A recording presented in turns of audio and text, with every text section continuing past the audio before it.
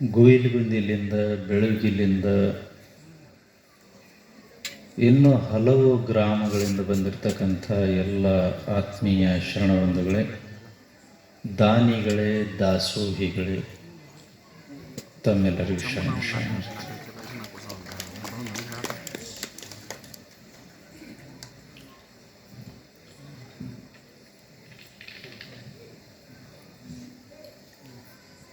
ಒಂದು ವಿಶಿಷ್ಟವಾಗಿರ್ತಕ್ಕಂಥ ಶುಭ ಮುಹೂರ್ತ ಇದು.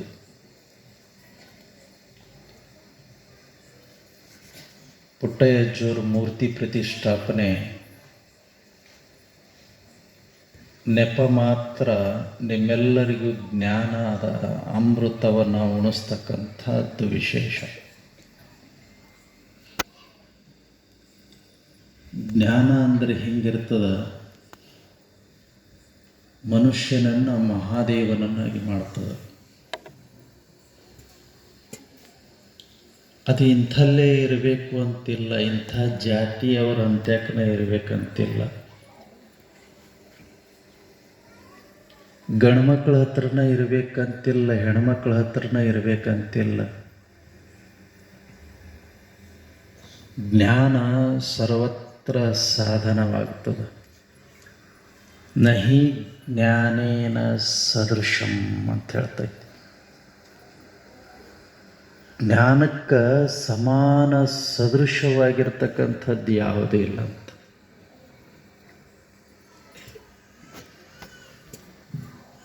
ಅದು ಜ್ಞಾನ ಇದೆಯಲ್ಲ, ಮನುಷ್ಯನನ್ನು ಈ ಜಗತ್ತಿನೊಳಗೆ ಅತ್ಯಂತ ದೊಡ್ಡವನನ್ನಾಗಿ ಮಾಡ್ತದೆ.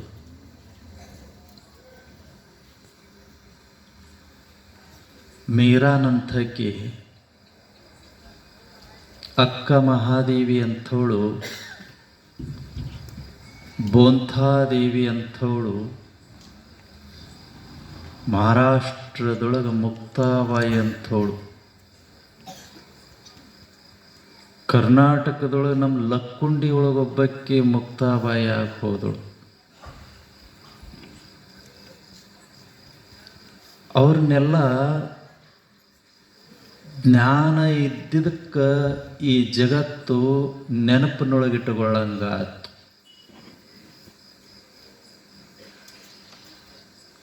ಮನುಷ್ಯ ಜ್ಞಾನಿಯಾಗಬೇಕು. ಜ್ಞಾನದಿಂದ ನೀವು ಆವರಿಸಿಕೊಂಡ್ರಿ ಅಂತಂದ್ರೆ ನಿಮ್ಮ ಬದುಕು ಸಾರ್ಥಕವಾಗ್ತದೆ. ಅವ ಜ್ಞಾನೇಶ್ವರ ಮಹಾರಾಷ್ಟ್ರದೊಳಗೆ. ಜ್ಞಾನೇಶ್ವರ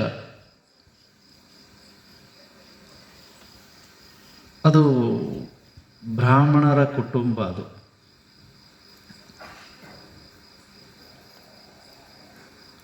ಜ್ಞಾನೇಶ್ವರ ಅವನ ಅಣ್ಣ ಸೋಪಾನ್ ಕಾಕ ಅಂಥೇಳಿ, ಅವನ ಹೆಸರು ಸೋಪಾನ್ ಕಾಕ.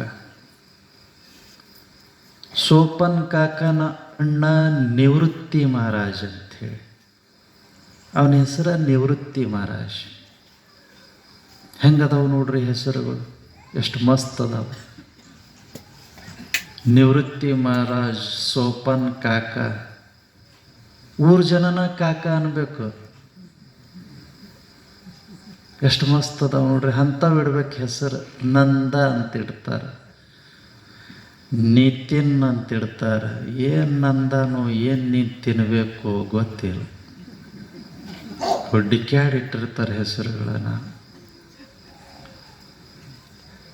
ಸೋಪಾನ್ ಕಾಕ, ನಿವೃತ್ತಿ ಮಹಾರಾಜ್, ಜ್ಞಾನೇಶ್ವರ. ಎಷ್ಟು ಮಸ್ತ್ ಅದಾವ ನೋಡ್ರಿ ಜ್ಞಾನೇಶ್ವರ. ಮುಕ್ತಾಬಾಯಿಗೆ ಮುಕ್ತಳಾಗಿ ಬಿಟ್ಟಾಳೆ, ಹೆಸರಿನೊಳಗನ ಮುಕ್ತಳಾಗ್ಯಾಳ.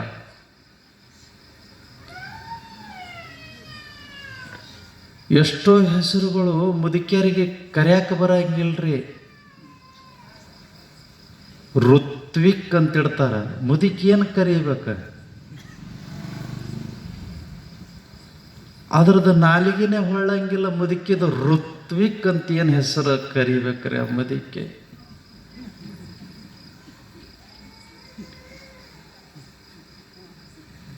ಅದಕ್ಕೆ ಇಡಬೇಕು ಅಂತಂತಂದ್ರೆ ಹೆಸರು ಅದಕ್ಕೊಂದು ಅದ್ಭುತ ಅರ್ಥ ಇರಬೇಕ್ರಿ. ದುಗ್ಗಳೆ ಅಂತ ಇಟ್ಟಿದ್ರು ಹೆಸರು. ಏನು ಮಸ್ತ್ ಐತ್ ನೋಡ್ರಿ, ದುಗ್ಗಳೆ ಅಂತ ಇಟ್ಟಿದ್ರು ಹೆಸರು. ಯಾಕೆ ನಿನ್ನ ಹೆಸರು ದುಗ್ಗಳೆ ಅಂತೇಳಂತಂದ್ರೆ ಸುಖ ಬರಲಿ ದುಃಖ ಬರಲಿ, ದುಃಖವನ್ನು ದೂರ ಮಾಡಿ ಬದುಕ್ತೀನಿ, ಅದಕ್ಕೆ ನನಗೆ ದುಗ್ಗಳೆ ಅಂತಾರ ಅಂತಂದೊಳಕ್ಕೆ. ಎಷ್ಟು ಮಸ್ತ್ ನೋಡ್ರಿ, ಹೆಸರಿನೊಳಗೆ ಮಜಾ ಇರಬೇಕಲ್ಲ. ಇಡಬೇಕು, ಹುಡುಕ್ಯಾಡಿ ಇಡಬೇಕು ದುಗ್ಗಳೆ. ದುಃಖವನ್ನು ಅತಿಗಳೆದವಳು ಅಕ್ಕಿ. ದುಃಖ ಯಾರಿಗೆ ಬರಂಗಿಲ್ಲ ಹೇಳ್ರಿ? ಮಹಾತ್ಮರಿಗೂ ಬರ್ತಾವ ದುಃಖ. ಶಿರಡಿ ಸಾಯಿಬಾಬಾಗೆ ಇರು ತನಕ ಅನ್ನ ಹಾಕಲಿಲ್ಲ. ಸಾಯೋ ಟೈಮ್ನೊಳಗೆ ಹೇಳ್ತಿದ್ದಂಥ ಸಾಯಿಬಾಬಾ, ನಾ ಸಾಯೋ ತನಕ ಅನ್ನ ಹಾಕಂಗಿಲ್ಲ ಇವರು, ನಾ ಸತ್ತ ಬಳಿಕ ನನ್ನ ಸಮಾಧಿಗೆ ಬಂಗಾರದ ಚಾದರ್ ಹೊಸ್ತಾರ ಅಂತಿದ್ದಂತ. ಈಗ ಅದ ಮಾಡಾಗತ್ಯಾರ. ಶಿರಡಿಗೆ ಹೋಗಿದ್ದೀರ ನೋಡ್ರಿ, ಬಂಗಾರದ ಕಳಸಕ್ಕೆ ಬಂಗಾರ ತಗಡು ಬರಾಗತ್ತಾರ ಬಸಣ್ಣ. ನಾನು ಒಂದನೇ ಸಲ ಹೋದಾಗ ಸುಣ್ಣ ಹಚ್ತಿದ್ರು, ಈಗ ತಗಡು ಬಡಿಯಾಗತ್ತಾರ, ಬಂಗಾರದ ತಗಡು. ಒಂದ್ಸಲ ಹೋಗಿ ನೋಡ್ಕೊಂಡು ಬರ್ರಿ. ನೀವು ಊರಾಗಿದ್ದೀರಿ ಅಂತಂತಂದ್ರೆ ಮುಗೀತು. ಇಲ್ಲೇ ತವ್ರ ಮನೆಗೆ ಹೋಗೋದು, ಮನೆಗೆ ಬರೋದು, ಇಲ್ಲಿ ಗಂಡನ ಮನೆ. ಭಾಳ ಅಂದ್ರೆ ಒಂದಿಷ್ಟು ಆಧಾರ್ ಕಾರ್ಡ್ ಆಗೈತಂತ ಒಂದು 4 ಸೀರೆ ತರಕ್ಕೆ ಹೋಗ್ತೀರಿ ಹುಬ್ಬಳ್ಳಿ. ಅದ್ರಿಗೆ ಬಿಟ್ಟರು ಮತ್ತೇನಿಲ್ಲ. ಸ್ವಲ್ಪ ಕಾಲು ಕಿತ್ಕೊಂಡು ಅಡ್ಡಾಡ್ರಿ, ಅದ್ಭುತ ಈ ಜಗತ್ತು. ಭಾಳ ಸೌಂದರ್ಯದಿಂದ ಕೂಡೈತಿ ಜಗತ್ತು. ಜ್ಞಾನೇಶ್ವರ ಅವು ಸಣ್ಣ ಸಣ್ಣ ಮಕ್ಕಳು ಆ ತಂದಿದ್ದ ಸನ್ಯಾಸಿಯಾಗಿ ಹೋಗ್ಬಿಟ್ಟಿದ್ದನ್ರಿ. ತಂದೆ ಸನ್ಯಾಸಿಯಾಗಿ ಹೋಗಿದ್ದ, ಅವನು ಹೋಗ್ಯಾನ. ಈ ಮಕ್ಕಳನ್ನ ಹೆಂಗೆ ಸಲೂಲಿ ಅಂತ ತಿಳ್ಕೊಂಡು ತಾಯಿ ಚಿಂತೆ ಹಿಡಿದು ಸತ್ತು ಹೋಗ್ಬಿಟ್ರು.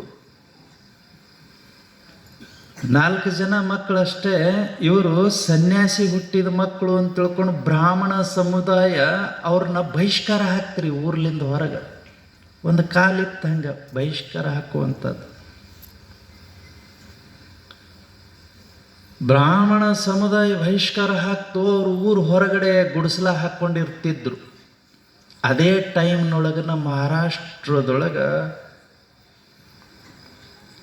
ಒಬ್ಬ ಮಹಾತ್ಮ ಇದ್ದ. 1400 ವರ್ಷ ಬದುಕಿದ್ದ. ಯಮನೂರಪ್ಪ ಅಂತ ಕರಿತೀರಿ ನೀವು ಇಲ್ಲಿ ನವಲಗುಂದದ ಅಂತ್ಯಾಕ. ಯಮನೂರಪ್ಪ ಅವನಿಗೆ ರಾಜ ಸಾಹೇಬ್ ಏನೋ ಕರೀತಾರೆ ಅವರು, ಮುಸ್ಲಿಮರು. ಅವರು ನಡ್ಕೊತಾರ.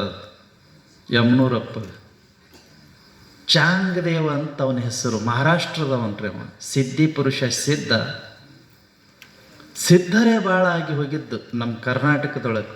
ದುರ್ದುಂಡೇಶ್ವರ ಸಿದ್ಧರು, ಸಾವಳಗಿ ಶಿವಲಿಂಗೇಶ್ವರ ಸಿದ್ಧರು, ಯಡಿಯೂರು ಸಿದ್ಧಲಿಂಗೇಶ್ವರ ಸಿದ್ಧರು, ಇವರೆಲ್ಲ ರೇವಣ ಸಿದ್ಧರು. ಸಿದ್ಧ ಅಂತೇಳಂದ್ರೆ ಅದೊಂದು ಸಮುದಾಯ ಅಲ್ಲ. ವಿದ್ಯೆ ಒಳಗೆ, ಜ್ಞಾನದೊಳಗೆ, ತಪಸ್ಸಿನೊಳಗೆ, ಅವರ ಪವಾಡದೊಳಗೆ ಸಮಾಜವನ್ನು ತಿದ್ದುದ್ರೊಳಗೆ ಸಿದ್ಧರು. ಅದಕ್ಕೆ ಅವ್ರು ಸಿದ್ಧರು. ಎಲ್ಲದರೊಳಗೂ ಸಿದ್ಧರಿದ್ದರು. ಸಿದ್ಧರು ಅದಕ್ಕೆ ಸಿದ್ಧರು ಅಂತಿದ್ರು ಅವ್ರಿಗೆ. ಆ ದಿವಸ ಚಾಂಗದೇವ ಸುಮ್ಮನೆ ಕುಂತ್ಕೊಂಡಾಗ ಯಾರೋ ಬಂದು ಹೇಳಿದ್ರಂತ, ಜ್ಞಾನೇಶ್ವರ 8 ವರ್ಷದ ಹುಡುಗ ಕ್ವಾಣಿನ ತಲೆ ಮೇಲೆ ಕೈ ಇಟ್ಟು ವೇದ ಮಂತ್ರಗಳನ್ನು ಹೇಳಿಸದವ ಅಂತೇಳಂತ. ಕ್ವಾಣಿನ ತಲೆ ಮೇಲೆ ಕೈ ಇಟ್ಟು ವೇದ ಮಂತ್ರಗಳನ್ನು ಹೇಳಿಸಿದ್ನಂತ್ರಿ. ನಮ್ಮಲ್ಲಿ ಹಾವಿನಾಳ ಕಲ್ಲಯ್ಯ ನಾಯಿ ಬಾಯಿ ಒಳಗೆ ವೇದ ಮಂತ್ರಗಳನ್ನು ಹೇಳಿಸೋದನ್ರಿ. ಹಾವಿನಾಳ ಕಲ್ಲಯ್ಯ, ಕಲಬುರಗಿ ಜಿಲ್ಲೆ ಹಾವಿನಹಾಳ ಅಂತ ಬರ್ತದ ಊರು. ಸುರ್ಪುರ ಶಾಪುರ ಆ ಭಾಗದೊಳಗೆ ನಾಯಿ ಬಾಯಿಲಿಂದ ವೇದ ಮಂತ್ರಗಳನ್ನು ಹೇಳಿಸಿದ್ನಂತ್ರಿ. ನನಗೆ ಪಕ್ಕಾ ಇತಿಹಾಸ ಗೊತ್ತಿಲ್ಲ, ಅಪ್ಪಗಳು ಹೇಳಿದ ಬಳಿಕ ಅನ್ಕೊಂಡಿದ್ದೀನಿ. ಮೇವುಂಡಿ ಒಳಗೆ ಶರೀಫ ಆ ಬಸವಣ್ಣನಿಗೆ ಮೇವು ತಿನ್ನಿಸೋದು, ಅದಕ್ಕೆ ಮೇವುಂಡಿ. ಯಡಿಯೂರು ಸಿದ್ಧಲಿಂಗೇಶ್ವರರು ಕಬ್ಬನ್ನು ಮೇಯಿಸಿದರು. ಗುಡ್ಡಾಪುರದ ದಾನಮ್ಮ ಕಬ್ಬನ್ನು ಮೇಯಿಸಿದಳು. ನಾವು ಚಿಕ್ಕವರಿದ್ದಾಗ ಹೇಳ್ತಿದ್ರು, ಶ್ರೀಶೈಲ ಮಲ್ಲಿಕಾರ್ಜುನನ ಮುಂದಗಡೆ ಒಂದು ನಂದಿ ಐತ್ರಿ, ದೊಡ್ಡದೈತಿ ನಂದಿ. ಇವತ್ತಿಗೂ ಕೂಡ 1 ಕ್ವಿಂಟಲ್ ಬ್ಯಾಳಿನ ಅದಕ್ಕೆ ಬಾಯಿ ಕಟ್ತಾರೆ, ಇವತ್ತಿಗೂ ಕಟ್ತಾರೆ. ಅದು ಬೆಳಿಗ್ಗೆ ಅದು ಬಾಯಿಯೊಳಗೆ ಬುರುಗು ಬಂದಿರ್ತದ ಅಂತ ಹೇಳ್ತಾರೆ. ಇಂಥ ಅದ್ಭುತವಾದಂಥ ಕ್ಷೇತ್ರಗಳು ಇವತ್ತಿಗೂ ಅದಾವೆ. ಅಲ್ಲಿ ಸತ್ಯ ಸುಳ್ಳು ಹುಡುಕೋದಕ್ಕಿಂತಲೂ ಸುಮ್ಮನೆ ದರ್ಶನ ಮಾಡ್ಬೇಕು. ಯಾಕೆ ಮಹಾತ್ಮರು ಹೋಗಿರ್ತಾರೆ ಅಲ್ಲಿಗೆ. ವೀರ ಬ್ರಹ್ಮೇಂದ್ರರು ಅಂತೇಳಿ ಕಾಲಜ್ಞಾನಿಗಳು ಕೇಳಿರ್ತೀರಿ ನೀವು. ಆಂಧ್ರದಲ್ಲಿ ಯಾಗಂಟಿ ಅಂತ ಒಂದು ಕ್ಷೇತ್ರ ಐತಿ. ಯಾಗಂಟಿ ನಂದ್ಯಾಲದಿಂದ ಈ ಬೇತಂಚಲ್ ಕಲ್ಲು ಬರ್ತಾವಲ್ರಿ, ನೀವೆಲ್ಲ ಮನೆಯೊಳಗೆ ಹೊಂದಿಸ್ತೀರಿ. ಬೇತಂಚಲ್ ಕಲ್ಲು ಇಲ್ಲಿ ನಮ್ಮ ಮಠದೊಳಗೆ ಹೊಂದಿಸ್ಯಾರಲ್ಲ, ನೆಲಕ್ಕೆ ಕಾಲಿ ಅವು ಬೇತಂಚಲ್ ಕಲ್ಲು. ಆ ಬೇತಂಚಲ್ ಅಂತೇಳಿ ಊರ ಹೆಸರು ರೀ ಅದು. ಆ ಊರಿನ ಸುತ್ತಮುತ್ತಲು ಸಾವಿರಾರು ಫ್ಯಾಕ್ಟ್ರಿಗಳದಾವೆ. ಈ ಕಲ್ಲು ತೆಗೆಯುವಂಥದ್ದು, ಪಾಲಿಷ್ ಮಾಡುವಂಥವು ಫ್ಯಾಕ್ಟ್ರಿಗಳದಾವೆ.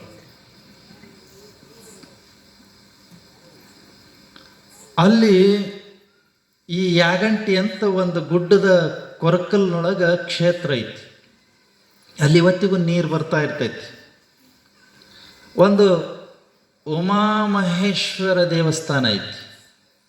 ಒಂದೇ ಲಿಂಗದಲ್ಲಿ ಶಿವಶಕ್ತಿ ಇಬ್ಬರು ಸಮ್ಮಿಳಿತ ಆಗ್ಯಾರ ಅಂತ ಹೇಳ್ತೈತಿ. ಅಲ್ಲಿ ಮುಂದಗಡೆ ಒಂದು ನಂದಿ ಐತಿ. ಇದೇ ಬೇತಂಚಲ್ ಕಲ್ಲೊಳಗನ ಒಂದು ನಂದಿ ಐತಿ. ನಮ್ಮ ಬಳ್ಳಾರಿ ಭಾಗದೊಳಗೆ ಆಳಿರ್ತಕ್ಕಂಥ ಸಂಗಮ ವಂಶದ ರಾಜರು ಆ ದೇವಸ್ಥಾನವನ್ನು ಕಟ್ಟ್ಯಾರ. ಸಂಗಮ ವಂಶ ಅಂತಿತ್ತದು. ಆ ಸಂಗಮ ವಂಶ ನಮ್ಮ ಬೆಳ್ಳಟ್ಟಿ ವರೆಗೂ ಒಂದು ಕಾಲಕ್ಕೆ ಆಳಿದರು. ಮುಂಡ್ರಗಿ ತಾಲೂಕಿನೊಳಗೊಂದು ಮೇವುಂಡಿ ಅಂತ ಐತಿ.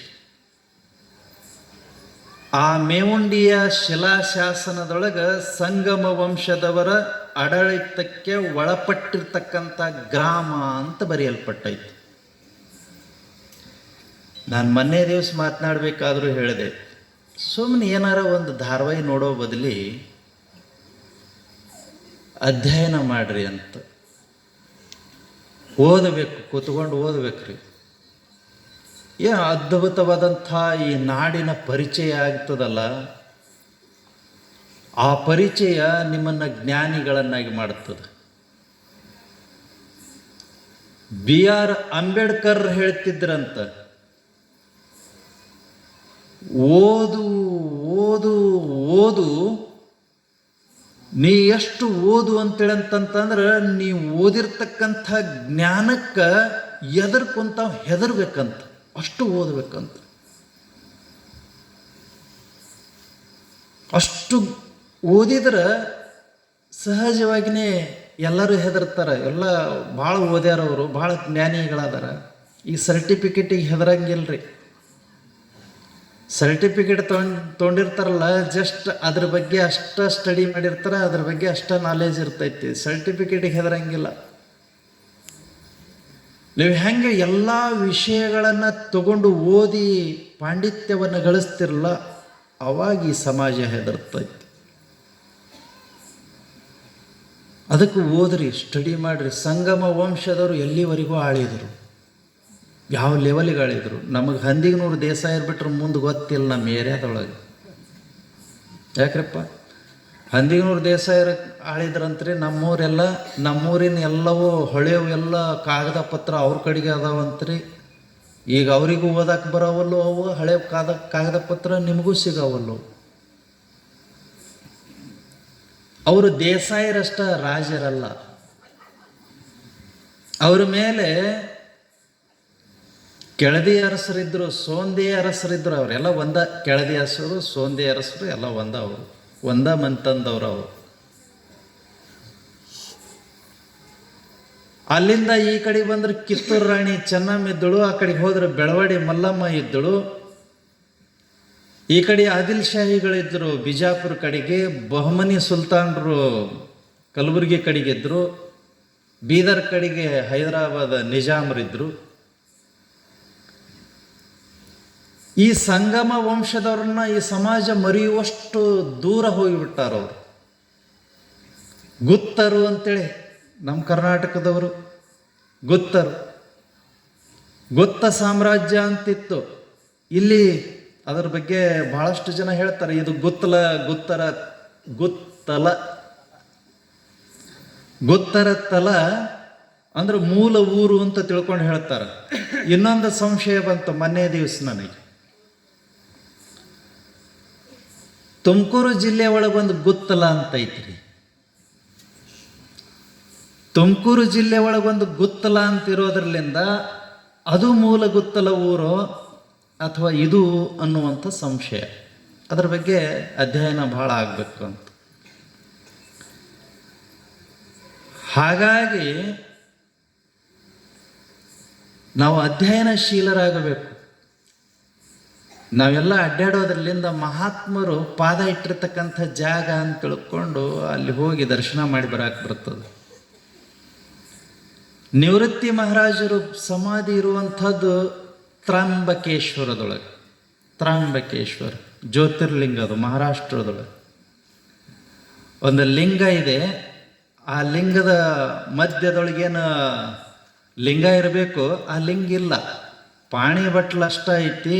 ಒಳ್ಳಿದ್ದಂಗೆ ಆ ಲಿಂಗದ ಮಧ್ಯದೊಳಗಿರುವಂಥದ್ದು ಒಳ್ಳೈತಿ. ಆ ಒಳ್ಳಿನೊಳಗಿಂದ ನೀರು ಚಿಮ್ತಾ ಇರ್ತೈತಿ. ಅದನ್ನು ಆಗಾಗ ತೆಗೆದು ಹಾಕ್ತಾ ಇರ್ತಾರೆ. ಅದರ ಆ ಒಳ್ಳಿನ ರೂಪದೊಳಗೇನೈತಿ, ಆ ಒಳ್ಳಿನ ರೂಪದಾಗ 3 ಲಿಂಗಗಳ ಚಿತ್ರಗಳದವಂತ. ಬ್ರಹ್ಮ, ವಿಷ್ಣು, ಮಹೇಶ್ವರ ತ್ರಿಮೂರ್ತಿಗಳು ಅಲ್ಲಿರೋದಿರಲಿಂದ ತ್ರಯಂಬಕೇಶ್ವರ. ಅಂಬಕ ಅಂತಂದ್ರೆ ನೀರು ಅಂತ.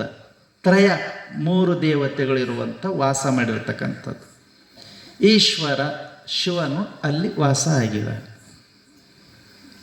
ಶಬ್ದಗಳನ್ನು ಒಡೆದು ನೋಡಬೇಕು. ಒಡೆದು ನೋಡಿದಾಗ ಅದರದ್ದು ಅರ್ಥ ಗೊತ್ತಾಗ್ತದೆ. ಅದು ಜ್ಯೋತಿರ್ಲಿಂಗ.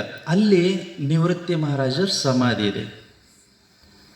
ಪೈಠಾಣ ಅಂತ ಒಂದು ಊರು ಬರ್ತದ್ರಿ, ಪೈಠಾಣ. ಅಲ್ಲಿ ಇವರು ಸಣ್ಣವರಿರುವಾಗ ಜ್ಞಾನೇಶ್ವರರು, ನಿವೃತ್ತಿ ಮಹಾರಾಜರು, ಸೋಪಾನ್ ಕಾಕ, ಮುಕ್ತಾಬಾಯಿ 4 ಜನ ಮಕ್ಕಳು. 4 ಜನ ಮಕ್ಕಳದೊಳಗೆ ಒಬ್ಬಕ್ಕೆ ಹೆಣ್ಮಗಳು, 3 ಜನ ಗಂಡ್ಮಕ್ಕಳು. ಅವ್ರು ಅಲ್ಲಿ ವಾಸ ಮಾಡಿದ್ರಿ ಪೈಠಾಣದೊಳಗೆ. ಪೈಠಾಣ ಅಂತ ಈಗಲೂ ಕೂಡ ಊರೈತಿ. ಅದು ಜಲಗಾಂವ್ ಭಾಗದೊಳಗೆ ಬರ್ತದೆ ರೀ. ಜಲಗಾಂವ್ ಭಾಗದೊಳಗೆ ಬರ್ತದೆ. ಹಾಗಾಗಿ ನಾನು ವರ್ಷಿಗೆ 1 ಸಲ ಅಥವಾ 2 ಸಲ ಪ್ರವಾಸ ಹೋಗಿಬಿಟ್ಟಿರ್ತೇನೆ ರೀ. ಏನು ಬಿಡ್ರಿ ಅಜ್ಜಾರ, ನಿಮ್ಗೇನು ಹಿಂದೆ ಎಳೆಯೋರಿಲ್ಲ, ಮುಂದೆ ದೂಡೋರಿಲ್ಲ, ನೀವು ಎಲ್ಲಿ ಹೋದ್ರು ನಡೀತಿ.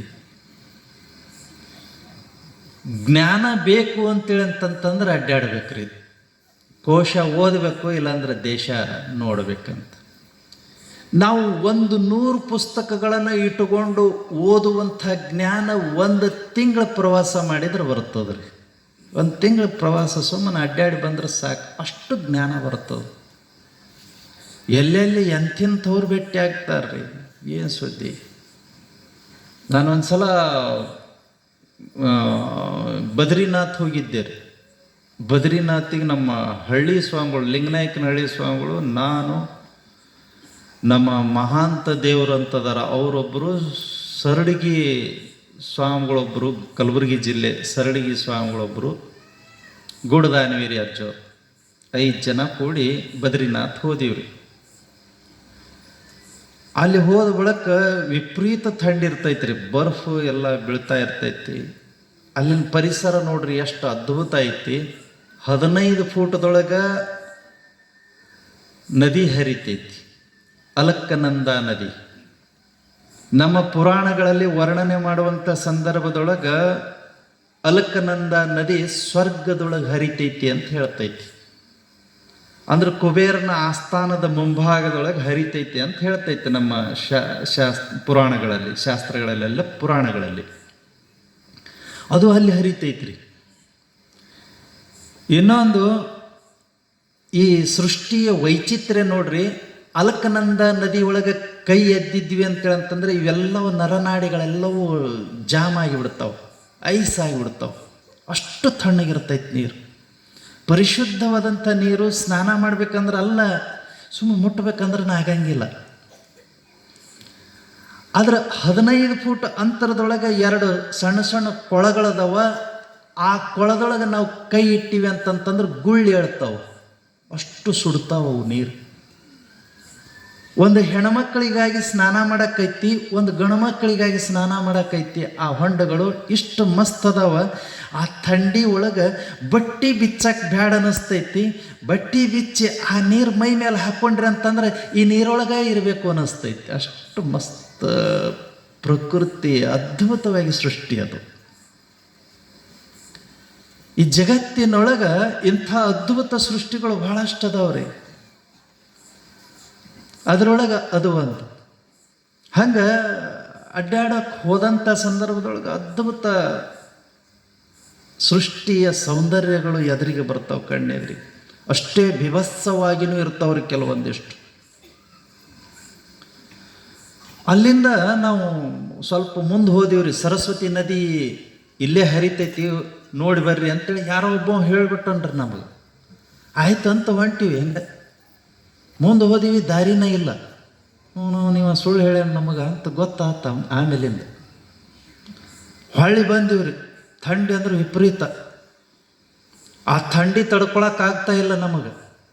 ನಾವು ಇಲ್ಲಿ ಕುಂತಲ್ಲೇ ತುಂಬ ಹೊಚ್ಕೊಳ್ಳೋದಿದ್ರೆ ಭಾಳ ಚಲೋ ಅನ್ನಿಸ್ತಾ ಇರ್ತೈತಿ ಇಲ್ಲಿ ಈ ಥಂಡಿಗೆ. ಇನ್ನು ಅಲ್ಲಿ ಅಂತೂ ಪಕ್ಕದೊಳಗೆ ಬರ್ಫ್ ಇರ್ತೈತಿ. ಹೊಳ್ಳಿ ಬರುವಾಗ ಒಂದು ಸಣ್ಣದು ಗುಡಿಸಲ. ಆ ಗುಡಿಸಲದೊಳಗೆ ಒಬ್ಬ ಅಘೋರಿ ಕುಂತಾನ್ರಿ. ಅಘೋರಿ ಬಾಬಾ ಮನುಷ್ಯನ ಮಾಂಸವನ್ನೇ ತಿಂತಾರ್ರಿ ಅವರು.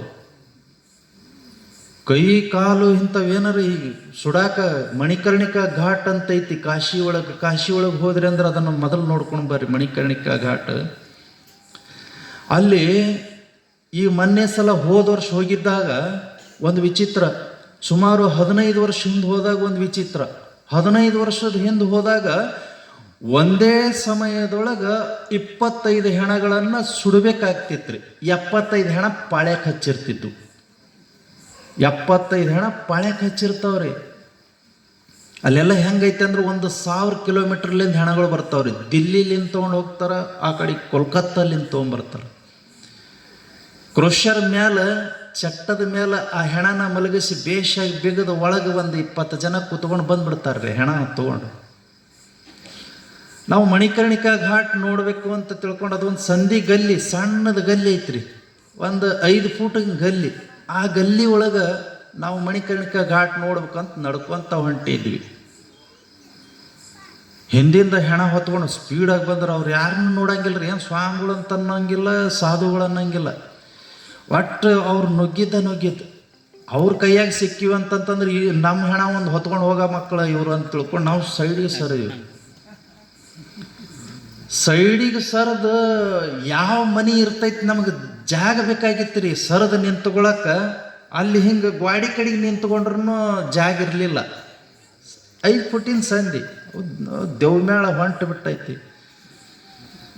ನುಗ್ಗಿ ಬಿಟ್ಟಿವ್ರಿ. ಒಂದು ಯಾವುದೋ ಬಾಗಿಲಿತ್ತು, ಬಾಗಿಲದೊಳಗೆ ಒಳಗೆ ನುಗ್ಗಿ ಬಿಟ್ಟಿವಿ. ಯಾರ ಮನೆ ಹಾಕಿರಲ್ದು ನಮ್ದಿಗೆ ನಾನು ತಿಳ್ಕೊಂಡು ಒಳಗೆ ನುಗ್ಗಿದ್ವಿ. ಅವ್ರು ಬೈದ ಬಳಕ ಮತ್ತೆ ಹೊರಗೆ ಓಡಿ ಬರೋಣ ಅಂತೇಳಿ ಒಳಗೆ ಹೋದ್ವಿ. ಅದು ಒಂದು ಆಶ್ರಮ ಇತ್ತು ರೀ, ಕಾಶಿ ಒಳಗೆ ಇದು ನಡೆದಿತ್ತು. ಆಶ್ರಮ ಇತ್ತು. ಆಶ್ರಮ ಇದ್ದಿದ್ದಕ್ಕೆ ನಮಗೊಂಚೂರು ಧೈರ್ಯ, ಇದೇನೋ ಆಶ್ರಮ ಇತ್ತು ನೋಡೇ ಬರೋಣ ಅಂತ ತಿಳ್ಕೊಂಡು ಒಳಗೆ ಹೋದಿವಿ. ಒಂದು ಕೋಲಿ ಒಳಗೆ ಒಬ್ಬ ಸಾಧು ಮಹಾರಾಜ ಕೈಪದ ಮೇಲೆ ನಿಂತ್ಕೊಂಡಿದ್ದ, ಒಂಟಗಾಲ ಮೇಲೆ ನಿಂತ್ಕೊಂಡಿದ್ದ. ಮ್ಯಾಲೆ ಜಂತಿಗೆ ಹಗ್ಗ ಕಟ್ಟ್ಯಾರ, ಜೋಕಾಲಿ ಟೈಪ. ಆ ಜೋಕಾಲಿ ಮೇಲೆ ಹಿಂಗೆ ಕೈ ಹಾಕ್ಕೊಂಡು ಬಗಲಾಗ ಅದು ಹಗ್ಗ ಐತಿ, ಹಿಂಗೆ ನಿಂತ್ಕೊಂಡಿದ್ದ. ನಾನು ಒಳಗೆ ಹೋದ ಬಳಿಕ ಆ ಬಾಬಾ ಕೇಳಿದೆ, ಬಾಬಾಜಿ ಆಪ್ ಯಹೀ ರಹಿತೆ ಕ್ಯಾ ಅಂತ ಕೇಳಿದೆ. ಒಬ್ಬ ಓಡಿ ಬಂದ, ಬಾಬಾ ಅವ್ರು ಮಾತಾಡಂಗಿಲ್ಲ ಅಂತೇಳಂತಂದ.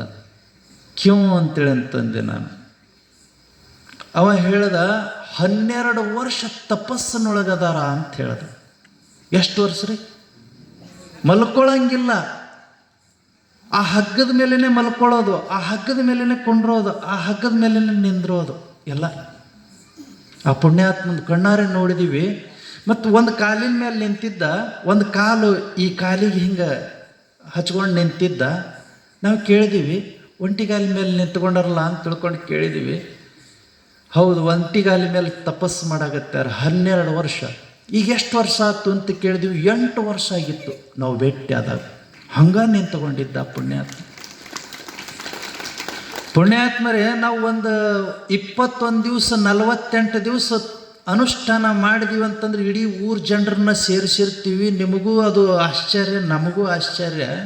ಅವ 8 ವರ್ಷದಿಂದ ನಿಂತುಕೊಂಡು ತಪಸ್ಸು ಮಾಡಾಕತ್ತಿದ್ದ. ಆ ಪುಣ್ಯಾತ್ಮನ ಪಾದಕ್ಕೆ ಶರಣು ಅಂತೇಳಿ ಮುಂದೆ ಹೋದೀವಿ ನಾವು.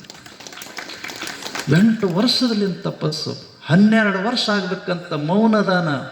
ಒಂದು ಕಾಲು ಸೋಲ್ತು ಅಂತಂದ್ರೆ ಇನ್ನೊಂದು ಕಾಲಿನ ಮೇಲೆ ನಿಂದಿರ್ತಾನೆ. ಈ ಕಾಲು ಇದಕ್ಕೆ ಆಸರ ಕೊಟ್ಟಿರ್ತಾನೆ. ಊಟನೂ ಅಲ್ಲೇ, ತಿಂಡಿನೂ ಅಲ್ಲೇ, ಎಲ್ಲಿ ಹೋಗಂಗಿಲ್ಲ. 12 ವರ್ಷ ತಪಸ್ಸು. ಎಷ್ಟು ಅದ್ಭುತ ಅಲ್ಲ ಇದು. ಅವ ಏನು ಮಾಡ್ತಾನಂತ ಗೊತ್ತಿಲ್ಲ, ಏನು ಸಿದ್ಧಿ ಮಾಡ್ಕೊಂಡನ ಅಂತ ಗೊತ್ತಿಲ್ಲ. ಅವ ನಿಂತಾನಲ್ಲ, ಅದು ಒಂದು ದೊಡ್ಡ ತಪಸ್ಸ. ಅದು ದೊಡ್ಡ ತಪಸ್ಸ. ಅದು ನಿಂತಾನಂತಂದ್ರೆ ಈ ಚಳಿ ಒಳಗೆ ನೀವು ಕೂತ್ಕೊಂಡು ಅಪ್ಪಗಳು ಪ್ರವಚನ ಕೇಳಾಗತ್ತಿರಲ್ಲ, ಇದು ಒಂದು ತಪಸ್ಸ ನಿಮ್ಮದು. ಅಲ್ಲ ಅಂತ ಯಾರಂತಾರೆ? ನಿಮ್ಮದು ತಪಸ್ಸಿದು, ಹೌದಲ್ಲ? ಈಗ ಒಂದು ಕಪ್ ಚಾ, ಒಂದಿಷ್ಟು ಬಿಸಿ ಬಿಸಿ ಮಿರ್ಚಿ ಬಜ್ಜಿ ಈ ಥಂಡ್ಯಾಗ ಹ್ಯಾಂಗೆ ಕೊಟ್ಟು ಬಿಟ್ರೆ ಎಷ್ಟು ಮಸ್ತ್ ಇರ್ತದೆ ನೋಡ್ರಿ. ಫೋನ್ ಬಿಟ್ಟೇರಿ, ಮನೆ ಬಿಟ್ಟೇರಿ, ಗಂಡನ್ನ ಮನ್ಯಾಗ ಕುಂಡ್ರಿಸೀರಿ, ನೀವು ಹೇಳ್ತೀನ ನಿನ್ನ ಪಾಡಿಗೆ ನೀರು, ನಮ್ಮ ಪಾಡಿಗೆ ನಾವು ಇರ್ತೀವಿ. ಒಂದು 3 ತಾಸು ಈ ಕಾರ್ಯಕ್ರಮ ಮುಗಿಯಮಟ್ಟ ನಮ್ಮ ಸುದ್ದಿಗೆ ಬರಬೇಡ ಅಂತ ನೀವು ಕುಂತೀರಿ. ಯಾಕಂದ್ರೆ ಮನೆಗೆ ಹೋದ ತಕ್ಷಣ ಚಾಲು ಆಗೇ ಬಿಡ್ತಾವೆ. ಎಲ್ಲಿ ಹೋಗಿದ್ದೆ? ಪುರಾಣಕ್ಕೆ ಹೋಗಿದ್ದೆ. ಅಲ್ಲಿ ಹೋಗಿ ಕೂತ್ಕೊಂಡು ಬಿಡು. ಇಲ್ಲಿ ಮನೆ ಕಡೆ ಏನ್ ತ್ಯಾದಾಳ ಸತ್ತಾಳ ಒಂದರ ಖಬರ್ ಐತೇನ, ಹೋಗಿಬಿಡಿ ತೆಂಗ ಸೊಡಂಗ ಅಂತೇಳಿ ಅನ್ನೋರು ಇರ್ತಾರ ಉಳಿದ ಟೈಮ್ನೊಳಗೆ. ಆದ್ರೆ ಈ ಟೈಮ್ನೊಳಗೆ ಪುಟ್ಟರಾಜ್ ಕವಿ ಗವಾಯಿಗಳ ಮೂರ್ತಿ ಪ್ರತಿಷ್ಠಾಪನಾ ಟೈಮ್ನೊಳಗೆ ನಮ್ಮ ಗುರುಲಿಂಗಪ್ಪಗಳು ಪ್ರವಚನ ಮಾಡಕ್ಕೆ ಬಂದಾರ ಅಂತಂತಂದ್ರೆ ಬೈಯೋರಿಲ್ಲ, ಬಯಸ್ಕೊಳ್ಳೋರಿಲ್ಲ, ಹೊಗಳೋರಿಲ್ಲ, ಹೊಗಳಿಸ್ಕೊಳ್ಳೋರಿಲ್ಲ. ಭಕ್ತಿ ಮಾತ್ರ ಐತಲ್ಲ, ಅದು ನೀರ್ಲಿಗೆ ಗ್ರಾಮದೊಳಗೆ. ಅಷ್ಟು ಮಸ್ತ್ ಐತೆ ನೋಡ್ರಿ. ಅದಕ್ಕೆ ಜಗತ್ತು ಅಡ್ಡಾಡಬೇಕು ಅಂತ. ಅದಕ್ಕೆ ಜ್ಞಾನೇಶ್ವರರಂಥವ್ರು ಅದ್ಭುತವಾದಂಥ ಶಕ್ತಿಗಳಿದ್ದು ಈ ಚಾಂಗದೇವ 1400 ವರ್ಷ ಬದುಕಿದ್ದನ್ರಿ. ಯಮನೂರಪ್ಪ ಅಂತ ಕರಿತಿದ್ರು. ನೀವು ಮುಸ್ಲಿಮ್ರು ಏನೋ ಅಂತಿರಲ್ಪ ಅವ್ರಿಗೆ? ರಾಜಭಕ್ಷ. ನೆನಪು ಬಂತು, ನೀ ಹೇಳಿದ ಬಿಡಕ್ಕೆ ನೆನಪು ಬಂತು. ರಾಜಭಕ್ಷ ಅಂತಾರ ಅವನಿಗೆ. ಚಾಂಗದೇವ ಸಿದ್ಧಿ ಪುರುಷ, ಸಿದ್ಧ. 1400 ವರ್ಷ ಬದುಕಿದ್ದನಂತ ನೋಡ್ರಿ. ಅವ ಅಡ್ಡಾಡ್ಬೇಕಾದ್ರೆ ಹುಲಿ ಮ್ಯಾಲ ಕೂತ್ಕೊಂಡು ಹಾವಿನ ಚಬಕ ಹಿಡ್ಕೊಂಡು ಅಡ್ಡಾಡ್ತಿದ್ದ. ಹಾವಿನ ಚಬಕ ಅಂತಂದ್ರೆ ಜೀವಂತ ಹಾವು. ಅದ್ರ ತಲೆ ಕಡೆಗೆ ಹಿಂಗೆ ಹಿಡ್ಕೊಂಡು ಬಾಲದಲ್ಲಿಂದ ಹುಲಿಗೆ ಹೊಡೆದು ಅದ್ರ ಮ್ಯಾಲ ಕೂತ್ಕೊಂಡು ಅಡ್ಡಾಡ್ತಿದ್ನಂತ್ರಿ. ಎಷ್ಟು ತಾಕತ್ತು ಒಂದು. ಹುಲಿ ಅಲ್ಲ. ಈಗ ನಿಮ್ಮ ನಡಬರ್ಕ್ ಒಂದು ಕಪ್ಪಿ ಬಂತಂದ್ರೆ ಒಬ್ರು ಕುಂಡ್ರಂಗಿಲ್ಲ. ಒಂದು ಕಪ್ಪಿ ಕಚ್ಚಂಗ ಇಲ್ಲ, ಯಾರಿಗೂ ಕಚ್ಚಂಗಿಲ್ಲ. ಅವ ಪ್ರಾಣೇಶ್ ಹೇಳ್ತಾನೆ ನೋಡ್ರಿ, ನಾವು ಹೊಡೆದೀವಿ ಕಲ್ಲು. ನಮಗೂ ಅಂತಿದ್ರಿ, ಕಲ್ಲು ಹೊಡಿಬಾರದು, ಮೂಕ್ ಹೆಂಡತಿ ಸಿಗ್ತಾಳ ಅಂತೇಳಿ ಅಂತಿದ್ರು ಅವಾಗ. ನಾವು ಕಲ್ಲು ಹೊಡೆದೀವ್ರಿ. ಕಲ್ಲು ಹೊಡೆದಿದ್ದಕ್ಕೆ ನಮ್ಮ ಮೂಕ್ ಹೆಂಡ್ತಿನೂ ಇಲ್ಲ, ಮಾತಾಡೋ ಹೆಂಡ್ತಿನೂ ಇಲ್ಲ. ಭಾಳ ಚಲೋ ಆಗ್ತದ ಒಂದು ಕೆಲಸ. ನೀವು ಹೊಡಿಬೇಕಾಗಿತ್ತು ಕಲ್ಲು. ಈಗರ ಏನಾಯ್ತು, ನಾಳೆಗೆ ಟೆಸ್ಟ್ ಮಾಡಿ ನೋಡ್ರಿ, ಸಾಯಂಗೆ ಹೊಡಿಬೇಡ ಪಾಪ. ಅದು ಪ್ರಾಣಿ ಬದುಕಲಿ, ಸುಮ್ಮನೆ ಅದಕ್ಕೆ ಹತ್ತಬಾರ್ದು, ಸುಮ್ಮನೆ ಹಿಂಗೆ ಹೊಡೀರಿ. ಮನೆಯಾಗಿದ್ದು ಹೆಂತ ಏನಾರು ಬೈಲಿಲ್ಲ ಅಂತಂದ್ರೆ ವರ್ಕೌಟ್ ಆತಂತ ಅನ್ನಕ್ಕೆ ಬರ್ತೈತಿ.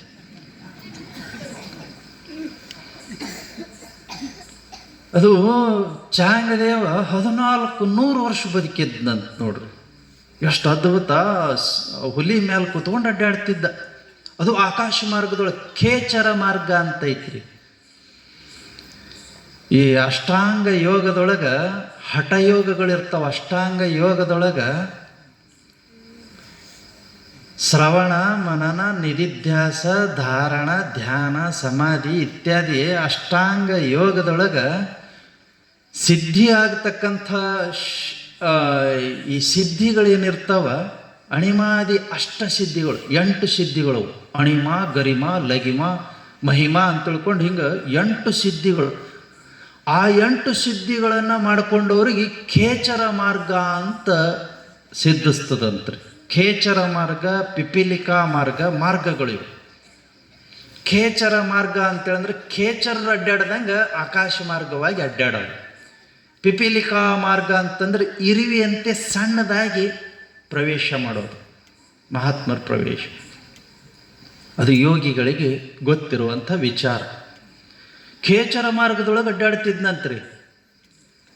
ಭಾಳ ಜನ ಬಂದವರೆಲ್ಲರೂ ಜ್ಞಾನೇಶ್ವರನ ಬಗ್ಗೆ ಹೊಗಳಿ ಹೇಳಕತ್ತಿರಂತ. ಸಣ್ಣ ವಯಸ್ಸರಿ ಇಂಥ ಪವಾಡ ಮಾಡ್ತಾನೆ, ಇಂಥ ಜ್ಞಾನಿ ಅದನ. ಭಗವದ್ಗೀತೆಗೆ ಭಾಷೆ ಬರೆದನ್ರಿ ಜ್ಞಾನೇಶ್ವರ. ಭಗವದ್ಗೀತೆಗೆ ಭಾಷೆ ಬರೆದ. ಅದಕ್ಕೆ ಜ್ಞಾನೇಶ್ವರಿ ಅಂತ ಕರೀತಾರೆ. ಜ್ಞಾನೇಶ್ವರಿ, ಜ್ಞಾನೇಶ್ವರ ಭಾಷೆ ಬರೆದ ಜ್ಞಾನೇಶ್ವರಿ ಅಂತ ಕರೀತಾರೆ. ನೀವು ಪುಣಾಕ್ಕೆ ಹೋದ್ರಿ ಅಂತಂದ್ರೆ ಪುಣಾದ ಊರಾಗ ಐತಿ ಅದು. ಪುಣಾದ ಬಸ್ ಸ್ಟ್ಯಾಂಡ್ಲಿಂದ 15 ಕಿಲೋಮೀಟರ್ ದೂರದೊಳಗೆ ಈ ನಮ್ಮ ಭೀಮಾ ನದಿ ದಂಡಿ ಮೇಲೆ ಆಳಂದಿ ಅಂತ ಊರೈತಿ. ಆಳಂದಿ ಅಂತ ಆ ಊರೊಳಗೆ ಜ್ಞಾನೇಶ್ವರರ ಸಮಾಧಿ ಐತಿ. ನೋಡ್ಕೊಂಡು ಬರ್ರಿ ಜ್ಞಾನೇಶ್ವರಿ. ಇಲ್ಲಿ ಸಂತ ಸಮುದಾಯ ಐತೇನ್ರಿ ನಿಮ್ಮೂರಾಗ? ವಿಠ್ಠಲನ ಸಮುದಾಯ, ಸಂತ ಸಮುದಾಯ ಅವರಿದ್ರು ಅಂದ್ರೆ ಅವರೆಲ್ಲ ಅಡ್ಡಾಡಿರ್ತಾರೆ ಅಲ್ಲೆಲ್ಲ. ಅಲ್ಲೇ ಪಕ್ಕದೊಳಗೆ ಇನ್ನೊಂದು 12 ಕಿಲೋಮೀಟರ್ದೊಳಗೆ ದೇವು ಅಂತ ಐತಿ. ದೇವು ಅಲ್ಲಿ ಸಂತ ತುಕಾರಾಮರ ಸಮಾಧಿ ಐತಿ. ತುಕಾರಾಮರ ಸಮಾಧಿ ಎಲ್ಲ ಅಡ್ಡಾಡಿ ಮುಗಿಸ್ಬಿಟ್ಟಿದೇನ್ರಿ. ನೀವು ಅಡ್ಡಾಡ್ರಿ ಜರ. ನಮಗೆ ಅದಕ್ಕೆ ಅಲ್ಲಿ ಜ್ಞಾನೇಶ್ವರರ ಬಗ್ಗೆ ಭಾಳ ಕೇಳಿದ ಬಳಿಕ ಸಣ್ಣ ಹುಡುಗ ಇಷ್ಟು ಪವಾಡ ಹೆಂಗೆ ಮಾಡೋಕ್ಕಾಗ್ತದೆ, ಇಷ್ಟು ಜ್ಞಾನಿ ಹೆಂಗೆ ಆಗೋಕ್ಕಾಗ್ತದ, ಭಾಷೆ ಹೆಂಗೆ ಬರೆಯೋಕ್ಕಾಗ್ತದ, ಅವನು ಭೇಟಿ ಆಗಬೇಕು ನೋಡಬೇಕು ಅಂತ ಆಸೆ ಹುಡ್ತ್ರಿ. ಯಾರಿಗೆ? ಚಾಂಗದೇವಾಗ ಆಸೆ ಹುಟ್ಟಿ ಒಂದು ದಿವಸ ಚಾಂಗದೇವ ಹೋಗಿ ಭೇಟಿಯಾಗಿ ಬಂದ್ರಾತು ಅಂತ ತಿಳ್ಕೊಂಡು ಹುಲಿ ಮೇಲೆ ಕೂತ್ಕೊಂಡು ಹಾವಿನ ಚಪ್ಕ ಹಿಡ್ಕೊಂಡು ಆಕಾಶ ಮಾರ್ಗವಾಗಿ ಬಂದ ಪೈಠಣಕ್ಕೆ ಬಂದಾಗ ಚಾಂಗದೇವ ಮನೆ ಮುಂದ್ಗಡೆ ಒಂದು ಕಟ್ಟಿತ್ತು, ಕಲ್ಲಿನ ಕಟ್ಟಿ ಮೇಲೆ ಕುಂತಿದ್ನಲ್ಲ. ಅವನಿಗೆ ಗೊತ್ತಾತು ಜ್ಞಾನೇಶ್ವರನಿಗೆ ಚಾಂಗದೇವ ಬರಾಕತ್ಯಾನ ಅಂತೇಳಿ. ಅವನಿಗೆ ಯಾಕೆ ಅಷ್ಟು ಕಷ್ಟ ಕೊಡೋದು? ಅವನಿಗೆ ಎದುರುಗೊಂಡು ಹೋಗಿ ಭೇಟಿಯಾಗೋಣ. ಯಾಕಂದ್ರೆ 1400 ವರ್ಷ ಬದುಕಿದ ಮನುಷ್ಯ, ಭೇಟಿಯಾಗಿ ಬರೋಣ ಅಂತ ತಿಳ್ಕೊಂಡು ಅಂದು ಆ ಕಟ್ಟಿಗೆ ಹೇಳಿದ್ನಂತ, ನಡಿ ಹೋಗೋಣ ಭೇಟಿಯಾಗಾಕ ಅಂತೇಳಿ. ಕಲ್ಲಿಂದ ನಿರ್ಜೀವವಾದಂಥ ಕಟ್ಟಿ ಜ್ಞಾನೇಶ್ವರನ ಕರ್ಕೊಂಡು ಆಕಾಶ ಮಾರ್ಗವಾಗಿ ಹೋತಂತ್ರಿ. ಎಂಥ ತಾಕತ್ತು ನೋಡ್ರಿ ಇದು, ಯೋಗದ ತಾಕತ್ತು, ಸಿದ್ಧಿಯ ತಾಕತ್ತು. ನಮ್ಮ ಮನೆಯೊಳಗೆ ಹೊಟ್ಟೆ ಹಸದೈತಿ, ಒಂದು ಚರಿಗೆ ನೀರು ಕೊಡು ಅಂತಂದ್ರೆ ಪಟ್ ಅಂತ ಸಿಗಂಗಿಲ್ಲ. ಅಲ್ಲೈತಿ ನೋಡಿ ತೊಡ್ಕೊಂಡು ಕುಡಿ ಅಂತೇಳ. ಎಲ್ಲನೂ ನಾನಾ ಮಾಡಬೇಕು. ನನಗೇನಾರ ಆರಾಮಿರಲಿಲ್ಲ ಅಂತಂದ್ರೆ ಒಂದು ಗುಳಿಗೆ ತಂದು ಕೊಡೋಂಗಿಲ್ಲ. ನಿನಗೆ ಆರಾಮಿಲ್ಲ ಅಂತೇಳಂತಂದ್ರೆ ಹುಬ್ಳಿಗೆ ಹೋಗಿ ತೋರಿಸ್ಕೊಂಡು ಅಲ್ಲೇ ಧಾಬಾದಾಗ ತಿಂದು ಉಂಡು ಬರುತ್ತೆ ಮನೆಗೆ. ನಿನಗೆ ಅದಕ್ಕೆ ಕೊಡ್ಬೇಕು, ಅಲ್ಲೇದೋ ನೋಡಿ ತೋಡ್ಕೊಂಡು ಕುಡಿ ಅಂತಾರೆ. ಸಿಟ್ಟು ಬಂದಾಗ ನೋಡ್ಬೇಕ್ರಿ, ಅದು ಪ್ರಸಾದ ಆಗಿರಂಗಿಲ್ಲ, ಭೋಜನನೂ ಆಗಿರಂಗಿಲ್ಲ, ಊಟನೂ ಆಗಿರಂಗಿಲ್ಲ. ಇನ್ನೇನಾಗಿರ್ತದ್ರಿ? ಕೂಳಾಗಿರ್ತೈತಿ. ಏನು ವಿಚಿತ್ರ ರೀ. ಫೋಟೋ ಮುಂದೆ ಹಾಕ್ತಕ್ಕಂಥ ಕೂಳಾಗಿರ್ತದೆ. ಅಲ್ಲೈತಿ ನೋಡೋದು. ಈ ಬಂದಿಲ್ಲ ಕೂಳು ತಿನ್ನಂತೇಳಿ ಅಂತಾರೆ. ಒಂದೊಂದು ಸಲ ತಾವ ಬೈಕೊಂತಾರೆ. ನಮ್ಮ ಭಾಷೆನೇ ಭಾಳ ಮಸ್ತ್ ರೀ. ಆರಾಮಿಲ್ದಂಗೆ ಆಗಿರ್ಬೇಕು, ಬಾಯಿ ಕೆಟ್ಟಿರ್ಬೇಕು. ಅಜ್ಜರ ಕೂಡ ಹೋಗವಲ್ದ್ರಿ, ಅವರ ಹೇಳ್ಕೊತಾರೆ, ಕೂಡ ಹೋಗವಲ್ದ್ರಿ. ಉಣಬೇಕು ಅಂತ ತಾಟ್ನಾಗ ನೀಡ್ಕೊಂಡು ತಿನ್ರಿ, ನೋಡಿದ ತಕ್ಷಣ ವಾಯ್ಕ್ ಅಂತೈತ್ರಿ, ಕೂಡ ಹೋಗವಲ್ದು. ಎಷ್ಟು ಮಜಾ ಅದಾವ ನೋಡ್ರಿ ಇವೆಲ್ಲ ಮಾತುಗಳು. ಅದಕ್ಕೆ ಎದುರುಗೊಳ್ಳಕ್ಕೆ ಬಂದನಂತ್ರಿ ಜ್ಞಾನೇಶ್ವರ, ಕಟ್ಟಿ ಸಮೇತ ಬಂದ. ಅದನ್ನು ನೋಡಿದ ತಕ್ಷಣನೇ ಚಾಂಗದೇವ ಭೂಮಿಗೆ ಇಳ್ದ, ಆ ಹುಲಿ ಮೇಲಿಂದ ಕೆಳಗಿಳ್ದ, ಹಾವಿನ ಚಮಕನ ಬಿಸಾಕದ. ನಮಸ್ಕಾರ ಮಾಡಕ್ಕೆ ಕಷ್ಟ, ಯಾಕೆ 1400 ವರ್ಷ ಆಗ್ಯಾವ ಚಾಂಗದೇವನಿಗೆ. ನಮಸ್ಕಾರ ಅನ್ನಂಗಿಲ್ಲ, ಭಾಳ ಹಿರಿಯ ಮನುಷ್ಯ. ಆಶೀರ್ವಾದ ಅನ್ನಂಗಿಲ್ಲ, ಭಾಳ ಜ್ಞಾನಿ. ಜ್ಞಾನೇಶ್ವರ ದೊಡ್ಡ ಜ್ಞಾನಿ. ಕಟ್ಟಿ ಮೇಲೆ ಬಂದಾನ, ನಾನು ಜೀವಂತ ಹುಲಿ ಮೇಲೆ ಬಂದಿದ್ದೀನಿ, ಅವ ನಿರ್ಜೀವವಾದಂಥ ಕಟ್ಟಿ ಮೇಲೆ ಬಂದಾನ. ಆಶೀರ್ವಾದ ಅನ್ನಕ್ಕೂ ಬರಂಗಿಲ್ಲ, ನಮಸ್ಕಾರ ಅನ್ನಕ್ಕೂ ಬರಂಗಿಲ್ಲ. ಇಬ್ಬರು ಅಲ್ಲೇ ಕಾಡಿನ ಮಧ್ಯದೊಳಗೆ ಸಮ್ಮಿಳಿತಗೊಂಡ್ರು. ಆರಾಮದಿರೇನು? ಆರಾಮದೀವಿ. ನಿಮ್ಮ ಕಡೆ ಮಳಿ ಬೆಳಿ ಎಲ್ಲ ಚೆನ್ನಾಗಿದೆ? ಮನೆಯೊಳಗೆ ಎಲ್ಲರೂ ಆರಾಮದ? ಊಟ ಆತ, ತಿಂಡಿ ಆತ? ಇಷ್ಟು ಕೇಳಿದ. ನಾ ಹೋಗ್ತೀನಿ ಅಂತ ತಿಳ್ಕೊಂಡು ಹೇಳಿ ಚಾಂಗದೇವ ಬಂದುಬಿಟ್ಟ. ಆಯ್ತು ಹೋಗಿ ಬರ್ರಿ ಅಂತ ತಿಳ್ಕೊಂಡು ಹೇಳಿ ಜ್ಞಾನೇಶ್ವರ ಮನೆಗೆ ಹೋದ. ಔಪಚಾರಿಕವಾದಂಥ ಮಾತುಗಳೇ ಆದವು ಅಲ್ಲಿ, ವಿಶೇಷವಾದಂಥ ಮಾತುಗಳಾಗಲಿಲ್ಲ. ಹೊಳ್ಳಿ ಚಾಂಗದೇವ್ ಮಠಕ್ಕೆ ಬಂದ ಬಳಿಕ ವಿಚಾರ ಮಾಡ್ದ, ಅಯ್ಯೋ ನಾನು ಏನು ಕೇಳಬೇಕಾಗಿತ್ತು ಅದನ್ನು ಮರೆತು ಬಿಟ್ಟೆ, ಏನು ಕೇಳಬಾರ್ದಾಗಿತ್ತು ಅದೆಲ್ಲ ಕೇಳ್ಕೊಂಡು ಬಂದ್ಬಿಟ್ಟೆ. ಅವನಿಗೊಂದು ಪತ್ರ ಬರೀಬೇಕು ಅಂತ ತಯಾರಾದ. ಒಂದು ಹಾಳಿ ತಗೊಂಡ, ಒಂದು ಪೆನ್ ತಗೊಂಡ, ವಿಚಾರ ಮಾಡ್ದ. ಪತ್ರ ಬರೆಯುವಂಥದ್ದು ಒಂದು ಪದ್ಧತಿ ಐತ್ರಿ, ಆಗಿನ ಕಾಲದೊಳಗೆ ಪದ್ಧತಿ ಇತ್ತು. ತಾಯಂದಿರೆಲ್ಲ ಕೂತ್ಕೊಂಡು ಮಕ್ಕಳು ಏನೋ ಶಾಣೆ ಇದ್ದು ಅಂತಂತಂದು ಮುಂದೆ ಕುಂಡ್ರಿಸ್ಕೊಂಡು ಬರೀತಿದ್ರು. ನಮ್ಮವ್ವಗೂ ಒಂದು ಪತ್ರ ಬರೀ. ಪೂಜ್ಯ ತೀರ್ಥರೂಪ ತಂದೆಯವರಿಗೆ ದೀರ್ಘದಂಡ ನಮಸ್ಕಾರಗಳೊಂದಿಗೆ ಇತ್ತ ಕ್ಷೇಮ ಅತ್ತ ಕ್ಷೇಮವೇ ಅಂತ ಪತ್ರ ಚಾಲು ಹಾಕಿದ್ದು. ಈಗ ಮೊಬೈಲ್ನೊಳಗೆ ಚಾಲು ಹಾಕವ್ ನೋಡ್ರಿ. ಯಾವ ಸ್ವಾಮಿಗಳರಿರಲಿ, ತಂದೆಯರ ಇರಲಿ, ತಾಯಿರಲಿ, ಬೆಳಗ್ಗೆ ಎದ್ದ ತಕ್ಷಣ ಹಾಯ್ ಚಾಲು. ನನಗೂ ಅಂತಾರ್ರಿ ಅಜ್ಜರ ಹಾಯ್ ಅಂತಾರ. ಅಲ್ಲೇ ಕಂಬ ಐತ್ ನೋಡು, ಹಾದು ಬಿಡು ಅಂತೀನಿ ನಾನು.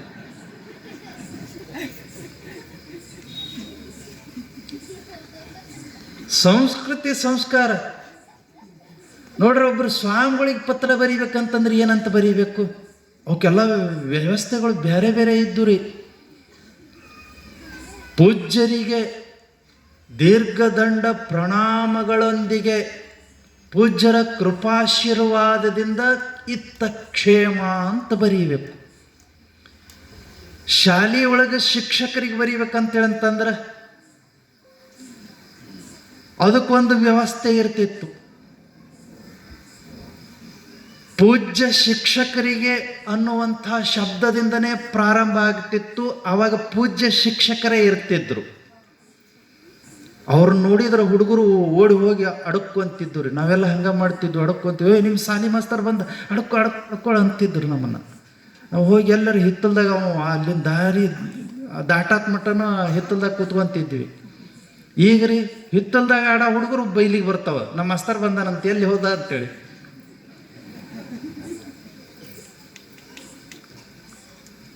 ಕಾಲ ಬದಲಾವಣೆ ಆಯ್ತು. ಪತ್ರ ಬರೆಯುವಂಥ ವ್ಯವಸ್ಥೆ.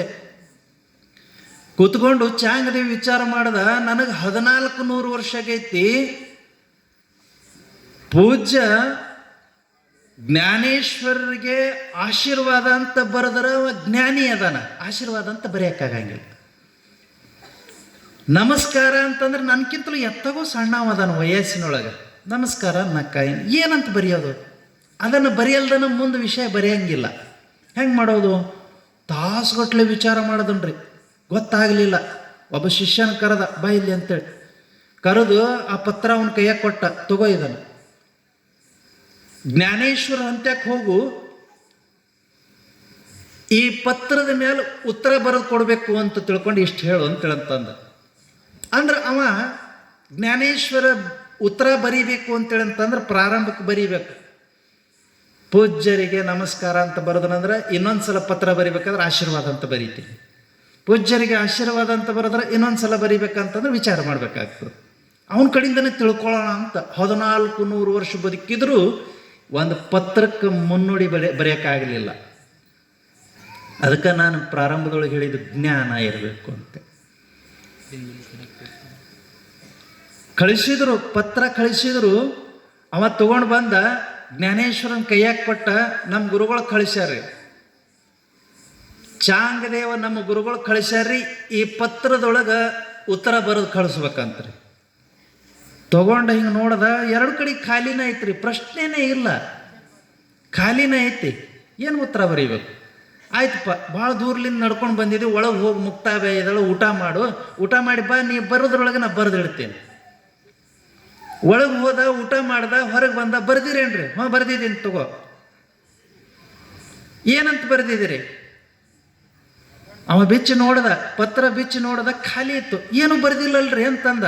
ಈ ಪತ್ರ ಹೆಂಗೆ ಖಾಲಿ ಐತಿ ಹಂಗೆ ನಿಮ್ಮ ಗುರುವಿನ ತಲೆ ಖಾಲಿ ಐತಿ ಅಂತ ಹೇಳಿ ಹೋಗು ಅಂತಂದ. ತಲೆಯೊಳಗೆ ಏನೂ ಇಲ್ಲ, ಖಾಲಿ ಐತಿ. ಸುಮ್ಮನೆ ಆಯುಷ್ಯ ಕಳೆದಾನ, 1400 ವರ್ಷ ಸುಮ್ಮನೆ ಬದುಕ್ಯಾನ ಅಂತ. ಬದುಕೋದು ಬಹಳ ದೊಡ್ಡದಲ್ಲ. 100 ವರ್ಷ ಬದುಕಿದ್ರೇನು, 3 ವರ್ಷ ಬದುಕಿದ್ರೇನು, 3 ವರ್ಷ ಬದುಕಿದ್ರು ಜ್ಞಾನಿಯಾಗಿ ಬದುಕಬೇಕು, 100 ವರ್ಷ ಬದುಕಿದ್ರು ಜ್ಞಾನಿಯಾಗಿ ಬದುಕಬೇಕು. ಸುಮ್ಮನೆ ಕತ್ತಿ ಬದುಕದಂಗೆ ಬದುಕಬಾರದು ಅಂತ ಜ್ಞಾನೇಶ್ವರನ ಮಾತಿದು. ಹ್ಞೂನ್ರಿ ಅಂತೇಳಂತಂದ ಶಿಷ್ಯ ತೊಗೊಂಬಂದು ಕೈಯಾಗ ಕೊಟ್ಟ. ಏನು ಬರೆದು ಕೊಟ್ಟಾನೇನ? ಹ್ಞೂ ಬರೆದು ಕೊಟ್ಟ. ನೋಡ್ದ, ಏನು ಖಾಲಿ ಐತಿ? ಖಾಲಿ ಐತಲ್ಲೋ, ಅದ ಹೇಳ್ಯಾರ್ರಿ ಅವರು. ಏನಂತ ಹೇಳ್ಯಾರ? ಇದು ಹಾಳಿ ಹೆಂಗೆ ಖಾಲಿ ಐತಿ ಹಂಗೆ ನಿಮ್ಮ ತಲೆನೂ ಖಾಲಿ ಐತಿ ಅಂತ ಹೇಳ್ಯಾರ್ರಿ ಅಂತ ತಿಳ್ಕೊಂಡು ಹೇಳ್ದ. ಹಾಂ, ನನ್ನ ತಲೆ ಖಾಲಿ ಐತೆ, ಬೇಜಾರು ಮಾಡ್ಕೊಳ್ಳಿಲ್ಲ. ನಾ ಮೊನ್ನೆ ದಿವಸ ಹೇಳಿದ್ ನೋಡ್ರಿ, ಬರೀ ಮೈನಸ್ ಹುಡುಕಬಾರದು, ಪ್ಲಸ್ ಹುಡುಕಬೇಕು ಅಂತೇಳಿ ಹೇಳಿದ್ನಲ್ಲ. ಬರೀ ಮೈನಸ್ ಹುಡುಕಿ ನಿಂದೆ ಮಾಡಿ ಅದನ್ನು ಕೆಡಿಸುವಂಥ ಪ್ರಯತ್ನ ಮಾಡಬಾರ್ದು, ಪ್ಲಸ್ ಹುಡುಕ್ಬೇಕು. ಇದನ್ನು ಹೆಂಗೆ ಸರಿ ಮಾಡಬೇಕು ಅಂತ ತಿಳ್ಕೊಂಡು ಪ್ಲಸ್ ಹುಡ್ಕೋಂತ ಹೋದ್ರಿ ಅಂತೇಳಿ ಅಂತಂದ್ರೆ ನಿಮ್ಮ ಮನೆತನ ಸುಧಾರಿಸ್ತಾವಂತ ಹೇಳಿದ್ನಲ್ಲ. ಹಂಗೆ ಸುಧಾರಿಸ್ಕೊಳಕ್ಕೆ ಪ್ರಯತ್ನ ಮಾಡಿದ. ನಾ 1400 ವರ್ಷ ಬದುಕಿದ್ರು ನನ್ನ ತಲೆ ಖಾಲಿ ಐತೆ ಅಂತಂದ್ರೆ ಹೆಂಗೆ ಖಾಲಿ ಐತಿ ತಿಳ್ಕೋಬೇಕು ಅಂತ ಬಂದ. ಚಾಂಗದೇವಿ ಸಲ ಹುಲಿ ಮೇಲೆ ಬರಲಿಲ್ಲ, ನಡ್ಕೊಂತ ಬಂದ. ಅವ ಜ್ಞಾನಿ ಅದಾನಂತಂದ್ರೆ ಅವನಂತ್ಯಕ್ಕೆ ಹಿಂಗೆ ಹೋಗೋಣ ಅಂತ ಬಂದ. ಜ್ಞಾನೇಶ್ವರನ ಮನೆಗೆ ಬಂದು ಜ್ಞಾನೇಶ್ವರನ ಭೇಟಿಯಾದ. ಯಪ್ಪ ಖಾಲಿ ಐತೆ ಅಂತಂದಿರಿ ಅಂತಲ್ಲ ತಲೆ. ಜ್ಞಾನ ಇತ್ತು ಅಂತಂತಂದ್ರೆ ನೀ ಏನಾರ ಬರೆದು ಕಳಿಸ್ತಿದ್ದಿ. ಜ್ಞಾನನೇ ಇಲ್ಲ ಅಂದ್ರೆ ಖಾಲಿ ಪತ್ರ ಕಳಿಸಿದಿ, ಪೇಪರ್ ಕಳಿಸಿದಿ, ಮತ್ತು ನಿನ್ನ ತಲೆ ಖಾಲಿ ಐತಿ. ಅದರೊಳಗೆ ಒಂದಿಷ್ಟು ಜ್ಞಾನ ಇರಬೇಕು. ವಯಸ್ಸು ಕಳೆಯೋದಲ್ಲ, ಜ್ಞಾನ ಸಂಪಾದನೆ ಮಾಡೋದು ಬಹಳ ಮುಖ್ಯ ಅಂತ ಹೇಳಿದರು. ಸಾಷ್ಟಾಂಗ ಹಾಕಿದ. ನೀ ನನ್ನ ಗುರು ಆಗ್ಬೇಕು, ನನಗೆ ದೀಕ್ಷಾ ಕೊಡು ಅಂತಂದ. ಇಷ್ಟಕ್ಕನ ನೀನು ನನಗೆ ದೀಕ್ಷಾ ಕೊಡು ಅಂತ ಕೇಳಂತಂದ. ಜ್ಞಾನೇಶ್ವರ ಅಂದ, ನಾ ದೀಕ್ಷಾ ಕೊಡಂಗಿಲ್ಲ, ಒಳಗೆ ನನ್ನ ತಂಗಿ ಮುಕ್ತಾಬಾಯಿ ಅದಳ, ಹೋಗಕ್ಕಿ ದೀಕ್ಷಾ ಕೊಡ್ತಾಳ ಅಂತ ಹೇಳ್ದ. 10 ವರ್ಷದ ಬಾಲಕಿ ರೇಖಿ ಮುಕ್ತಾಬಾಯಿ, ಒಳಗೆ 10 ವರ್ಷದ ಬಾಲಕಿ. ಇವ ಒಳಗೆ ಹೋದ, ಆಯಿತು ಅಂತ ತಿಳ್ಕೊಂಡು ಒಳಗೆ ಹೋದ, ಧಾವಿಸಿ ಒಳಗೆ ಹೋದ. ಅಡುಗೆ ಮನೆ ಒಳಗೆ ಮುಕ್ತಾಬಾಯಿ ಒಳಗೆ ಪ್ರವೇಶ ಮಾಡಿದ ತಕ್ಷಣ ಬರ ಬಟ್ಟಿ ಬಿಚ್ಚಿ ಬೆತ್ತಲೆಯಾಗಿ ನಿಂತುಕೊಂಡ್ರು. ಆ ಬೆತ್ತಲೆ ಶರೀರ ನೋಡಿದ ತಕ್ಷಣನೇ ಕಣ್ಣು ಮುಚ್ಕೊಂಡು ಚೀ ಏನಿದು ಅಂತ ತಿಳ್ಕೊಂಡು ಕಣ್ಣು ಮುಚ್ಚದ. ಆವಾಗ ಮುಕ್ತಾಬಾಯಿ ಹೇಳ್ತಾಳ, ನಿನ್ನ ಕಣ್ಣಾಗಿನ ಕಾಮನ ಹೋಗಿಲ್ಲ ಅಂದ್ರೆ ನಿನಗೆ ದೀಕ್ಷಾ ಕೊಡಂಗಿಲ್ಲ, ಹೊಳ್ಳಿ ಹೋಗು ಅಂತ ತಿರಸ್ಕಾರ ಮಾಡಿ ಕಳಿಸಿದಳ್ರಿ.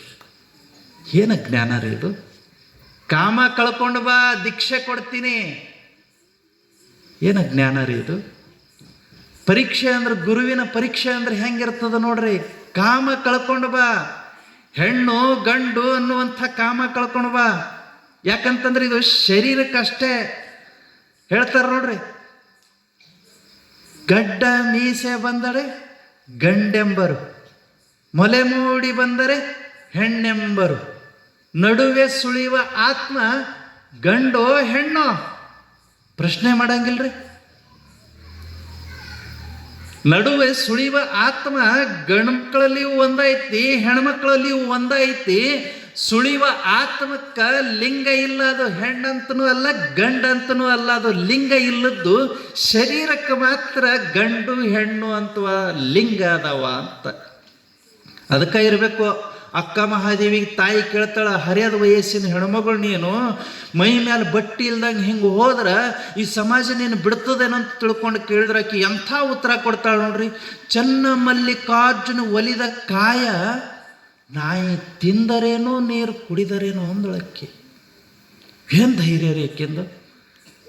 ಕಾಯ ಕರ್ರನೆ ಕಂದಿದರೇನು, ಮಿರ್ರನೆ ಮಿಂಚಿದರೇನು, ಸ್ವಲ್ಪ ಕರ್ಗಾತು ಅಂತಂತಂದ್ರೆ ಆಗಲೇ ಹಚ್ಚಿ ತಿಕ್ಕಾಕ ಚಾಲೂ ಮಾಡ್ತೀವಿ, ಕರಡಿ ಒಡೆದು ಹೋಗುವಂತ ತಿಕ್ತೀವಿ ರೀ. ಬ್ಯೂಟಿ ಪಾರ್ಲರಿಗೆ ಹೋಗೇ ಬಂದ್ಬಿಡ್ತೀವಿ. ಸ್ವಲ್ಪ ಕರ್ಗಾಗಂಗಿಲ್ಲ, ಇಲ್ಲೆಲ್ಲರ ಒಂದು ಬಕ್ಕಿ ಒಂದು ಗುಳ್ಳಿ ಬರಂಗಿಲ್ಲ, ಒಂದಿಷ್ಟ ಕಲಿ ಆಗಂಗಿಲ್ಲ. ಹಂಗ ಚಂದ ಇರಬೇಕು, ಮುಖ ಚಂದ ಇರಬೇಕು. ಆಕಿ ಎಂಥ ಮಾತು ಹೇಳ್ತಾಳೆ ನೋಡ್ರಿ. ತಾಯಿಗೆ ಹೇಳ್ತಾಳೆ, ಕಾಯ ಕರ್ರನೆ ಕಂದಿದರೇನು, ಮಿರ್ರನೆ ಮಿಂಚಿದರೇನು. ಚನ್ನ ಮಲ್ಲಿಕಾರ್ಜುನಿಗೆ ಒಲಿದ ಕಾಯ ನಾಯಿ ತಿಂದರೇನು, ನೀರು ಕುಡಿದರೇನು. ಇದು ಜ್ಞಾನ. ಅದಕ್ಕೆ ಒಳಗೆ ಹೋದ ಮುಕ್ತಾಬಾಯಿಗೆ ನೋಡಿ ಛೀ ಅಂತ ಕಣ್ಣು ಮುಚ್ಚಿಕೊಂಡ್ರು, ಕಣ್ಣಾಗಿಂದ ಕಾಮ ಕಳ್ಕೊಂಡು ಬಾ, ಆಮೇಲಿಂದ ದೀಕ್ಷಾ ಕೊಡ್ತೀನಿ ಅಂತ ಹೇಳಿ ಕಳಿಸ್ಬಿಟ್ಟಳು. ಬಂದು ತಪಸ್ಸು ಮಾಡ್ದ, ಚಾಂಗದೇವ ತಪಸ್ಸು ಮಾಡ್ದ. ಹೆಣ್ಣು ಗಂಡು ಅನ್ನುವಂಥ ಭೇದ ಇಲ್ದಂಗೆ ಮುಂದೆ ಹೋಗಿ ನಿಂತ್ಕೊಂಡಾಗ ಮುಕ್ತಾಬಾಯಿ ಕರೆದು, ನೀ ನನ್ನ ಮಗ ಬಾ ಅಂತ ತಿಳ್ಕೊಂಡ ಕರೆದು ಮುಂದೆ ಕುಂಡ್ರಿಸ್ಕೊಂಡು ದೀಕ್ಷಾ ಕೊಟ್ಟು ಕಳಿಸಿದಳ್ರಿ. ಇದು ನಮ್ಮ ಮಣ್ಣಿನೊಳಗೆ ಹುಟ್ಟಿರ್ತಕ್ಕಂಥ ಹೆಣ್ಮಕ್ಳು ತಾಕತ್ತಿದು. ಹೆಣ್ಮಗಳು ಮನಸ್ಸು ಮಾಡಿದಳು ಅಂತಂತಂದ್ರೆ ಇಷ್ಟೊಂದು ಜ್ಞಾನ ಸಂಪಾದನೆ ಮಾಡ್ತಾಳೆ ನೋಡ್ರಿ. ಮನಸ್ಸು ಮಾಡಬೇಕಷ್ಟೇ ಜ್ಞಾನ ಸಂಪಾದನೆ ಮಾಡೋಕ್ಕೆ. ಅಂಥ ಜ್ಞಾನ ನಮ್ಮ ಪೂಜ್ಯ ಗುರುಗಳು ನಿಮ್ಮೆಲ್ಲರಿಗೂ ಉಪದೇಶ ಮಾಡಕತ್ತಾರೆ. ಗುರುಲಿಂಗ ಮಹಾಸ್ವಾಮಿಗಳು ನಿತ್ಯ ಒಂದು 4 ಹಳ್ಳಿಗೆ ಅಡ್ಡಾಡಿ ಭಕ್ತರನ್ನ ಸಂಘಟನೆ ಮಾಡಿ ಅವ್ರ ಕಡೆಯಿಂದ ಹಣ, ಕಾಣಿಕೆ, ಭಕ್ತಿ ಎಲ್ಲ ಜೋಳಿಗೆಗೆ ಹಾಕೊಂಡು ಬರಾಕತ್ತಾರೆ. ಅವರು ಭಕ್ತಿನೂ ಜೋಳಿಗೆಗೆ ಹಾಕೊಂಡು ಬರಾಕತ್ತಾರೆ.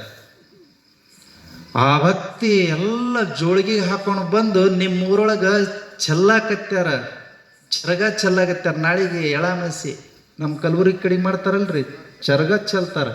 ನೀವೆಲ್ಲ ಮೊನ್ನೆ ಸಿಗಿ ಹುಣ್ಣಿಮೆಗೆ ಚೆಲ್ಲಿ ಬಿಟ್ರಿ, ಹೌದಲ್ರಿ? ಈ ಸಲ ಅಮಾಸಿಗೆ ಚೆಲ್ಲಿ ಬಿಡ್ತೀರಿ ನೀವು ಹೊರಗೆ ಅಷ್ಟ. ಇಲ್ಲೇನು ಮಾಡಂಗಿಲ್ಲ, ಎಳಾಮಸಿ ನಮ್ಮ ಕಡೆಗೆ ಮಾಡ್ತಾರೆ. ಅದಕ್ಕೆ ಅವರು ಭಕ್ತಿ ಅನ್ನುವಂಥದ್ದನ್ನು ಜೋಳಿಗೆ ಒಳಗೆ ತುಂಬಿಕೊಂಡು ಸುತ್ತಲ ಹಳ್ಳಿಯಿಂದ ತೊಗೊಂಡು ಬಂದು ನಿಮ್ಮೂರಾಗ ಚರಗ ಚೆಲ್ಲಾಗತ್ಯಾರ. ಯಾಕೆ ಚರಗ ಚೆಲ್ಲಾಗತ್ಯಾರ ಅಂತಂತಂದ್ರೆ, ಮೂರ್ತಿ ಪ್ರತಿಷ್ಠಾಪನೆ ದಿವಸ ಪುಟ್ಟಯ್ಯಜ್ಜೋರ ಜೊತೆಗೇನೆ ಎಲ್ಲ ಸಮಾಜದ ಬಾಂಧವರು, ಎಲ್ಲ ಕಡೆನ ಭಕ್ತರು, ಎಲ್ಲ ಗಣ್ಯ ಅತಿಥಿಗಳು, ಎಲ್ಲ ಸ್ವಾಮೀಜಿಯವರು ಈ ಊರಿಗೆ ಪಾದ ಪ್ರಕ್ಷಾಳನ ಮಾಡ್ತಾರೆ. ಈ ಊರೊಳಗೆ ಪಾದ ಇಟ್ಟಂಥ ಸಂದರ್ಭದೊಳಗೆ ಇಲ್ಲಿ ವೈಮನಸ್ಸುಗಳು ಇರಬಾರ್ದು, ಇಲ್ಲಿ ರಾಜಕೀಯ ಇರಬಾರ್ದು, ಇಲ್ಲಿ ಜಾತಿ ವ್ಯವಸ್ಥೆ ಇರಬಾರ್ದು, ಇಲ್ಲಿ ಹೆಣ್ಣು ಗಂಡು ಅನ್ನುವಂಥ ತಾರತಮ್ಯ ಇರಬಾರ್ದು, ಇಲ್ಲಿ ದೊಡ್ಡವರು ಶ್ರೀಮಂತರು ಬಡವರು ಅನ್ನುವಂಥ ತಾರತಮ್ಯ ಇರಬಾರದು, ಇಲ್ಲಿ ಓದ್ದವರು ಪಂಡಿತರು ಓದಲ್ದ ಅನಕ್ಷರಸ್ಥರು ಅನ್ನುವಂಥ ತಾರತಮ್ಯ ಇರಬಾರದು. ಎಲ್ಲರೂ ಸಮಾನವಾಗಿರ್ತಕ್ಕಂಥ ಭಕ್ತಿಯ ಬೆಳಕು ಮಾತ್ರ ಇರಬೇಕು ಅಂತ ಆ ಬೆಳಕನ್ನು ಚೆಲ್ಲಾಗುತ್ತೆ. ಅಷ್ಟು ಮಸ್ತ್ ನೋಡ್ರಿ ಇದು. ಅದಕ್ಕೆ ಇವತ್ತಿನ ದಿವಸ ಗುಡೂರಿನ ಸದ್ಭಕ್ತರು ಬಂದಾರ.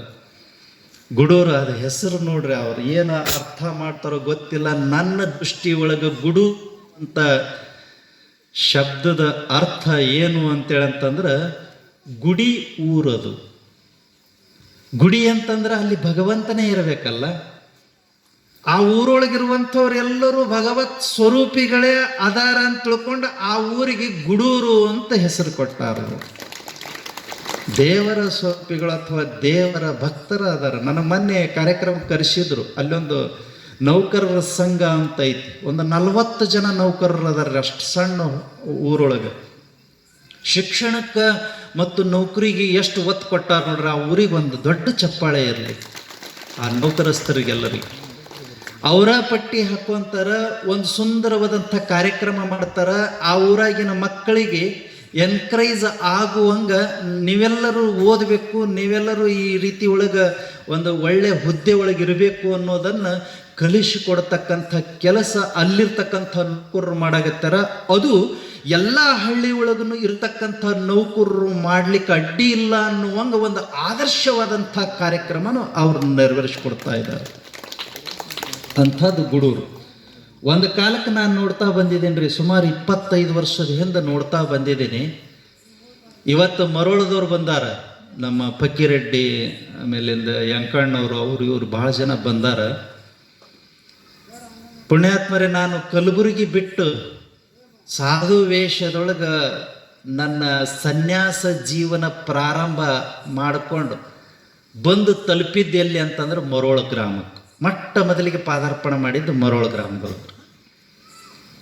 ನಾನು ಕಲಬುರಗಿಲಿಂದ ಈ ಕಡೆಗೆ ಬಂದಾಗ ಮೊಟ್ಟ ಮೊದಲಿಗೆ ಪಾದಾರ್ಪಣೆ ಮಾಡಿದ್ದು ಮರೋಳದೊಳಗೆ. ಮರೋಳದಿಂದ ನಾನು ಮತ್ತೆ ಮುಂದೆ ಬೇರೆ ಬೇರೆ ಮಠದೊಳಗೆ ಅಧ್ಯಯನ ಮಾಡಕ್ಕೆ ಹೋದಿನಿ. ಅದಕ್ಕೆ ಈ ಮರೋಳಕ್ಕೂ ನನಗೂ ಒಂದು ಅವಿನಾಭಾವ ಸಂಬಂಧ. ಅವರು ಬಂದಾರೆ ಇಲ್ಲಿ ಈ ಕಾರ್ಯಕ್ರಮದೊಳಗೆ ಅದಾರ. ನಿನ್ನೆ ದಿವಸ ಸುಮಾರು 4-5 ಟ್ಯಾಕ್ಟ್ರಿ ಜನ ಬಂದಿದ್ರಂತ. ನಾನು ನಿನ್ನೆ ದಿವಸ ಬಂಕಾಪುರದೊಳಗೆ ಕಾರ್ಯಕ್ರಮ ಇರೋದಕ್ಕೆ ಅಲ್ಲಿಗೆ ಹೋಗಿದ್ದೆ. ಅವರು ಇವತ್ತು ನಾನು ಬಂದಿದ್ದೆ ತಿಳ್ಕೊಂಡು ಫೋನ್ ಹಚ್ಚಿ ಕೇಳ್ಕೊಂಡು ಬಂದಾರ, ನೀವು ಬಂದಿರಿ ಅಂದ್ರೆ ನಾವು ಬರ್ತೀವ್ರಿ ಅಂತೇಳಿ ಮತ್ತೆ ಬಂದರು.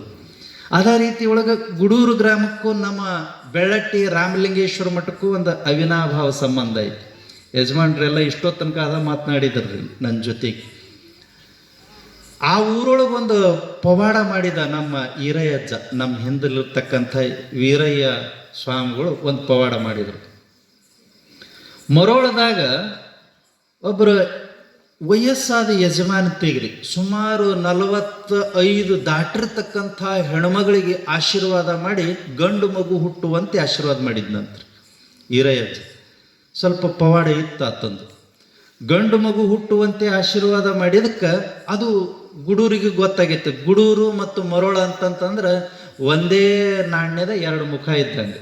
ಅಲ್ಲೇನಾರು ಕಾರ್ಯಕ್ರಮ ಆದ್ರೆ ಅವ್ರು ಇರ್ತಾರೆ, ಇಲ್ಲೇನಾರು ಕಾರ್ಯಕ್ರಮ ಆದ್ರೆ ಅವ್ರು ಇಲ್ಲಿ ಬರ್ತಾರೆ. ಅದು ಇಲ್ಲಿ ಈರಯ್ಯಜ್ಜ ಗುಡೂರಿಗೆ ಬಂದಾನ್ರಿ. ಹಗಲೆಲ್ಲ ಬರ್ತಿದ್ನಂತಲ್ಲಿ ಕುದುರೆ ಹತ್ಕೊಂಡು ಬರೋವ ಯಜಮಾನ್ರಿ. ಕುದುರೆ ಹತ್ಕೊಂಡು ಗುಡೂರಿಗೆ ಬಂದಾನ. ಬಂದಂಥ ಸಂದರ್ಭದೊಳಗೆ ಒಬ್ಬ ಹೆಣ್ಮಗಳು, ವಯಸ್ಸಾದ ಹೆಣ್ಮಗಳು, ಆಕಿನೂ 45-50 ವರ್ಷದ ಹೆಣ್ಮಗಳು ಆಕಿ. ಅವರು ಒಂದು ಚಹಾದ ಅಂಗಡಿ ಬಸ್ ಸ್ಟ್ಯಾಂಡ್ನೊಳಗೆ,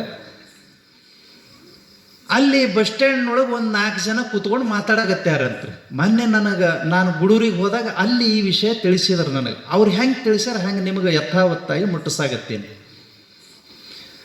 ಅಲ್ಲಿ 4 ಜನ ಮಾತಾಡಕತ್ತಿದ್ರು. ಈರಯ್ಯಜ್ಜರು ಮೊನ್ನೆ ಮರೋಳದೊಳಗೆ ಆಶೀರ್ವಾದ ಮಾಡಿದ್ರಂತ. ಹೋದ ವರ್ಷ ಒಬ್ಬ ಹೆಣ್ಮಗಳು ಗಂಡು ಮಗುನ ವಯಸ್ಸಾದಕ್ಕೆ ಗಂಡು ಮಗುನ ಪಡ್ಕೊಂಡಳ ಅಂತ ಹಿಂಗೆ ಮಾತಾಡಿದ್ರಂತ.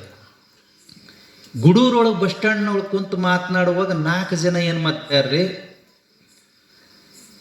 ಅಲ್ಲಿ ಮಾಡಿದ್ದೇನೋ, ಇಲ್ಲಿ ಚಹಾದ ಅಂಗಡಿಯ ಅಮ್ಮದಳಲ್ಲ ವಯಸ್ಸಾಗೈತೆ ಅಕ್ಕಿಂದ, ಇಲ್ಲಿ ಪವಾಡ ಮಾಡಂತ ಹೇಳ. ಹೌದಂತ ಒಪ್ಕೊಂತೀವಿ ಅಂದ್ರಂತವ್ರು. ಯಾಕ್ರಪ್ಪ ಯಜಮಾನ್ರು ಅಂದ ತಕ್ಷಣನೇ ಆ ವಿಷಯ ಒಬ್ಬವ ಈರಯ್ಯಜ್ಜಗೆ ಬಂದು ಹೇಳ್ಯಾನ.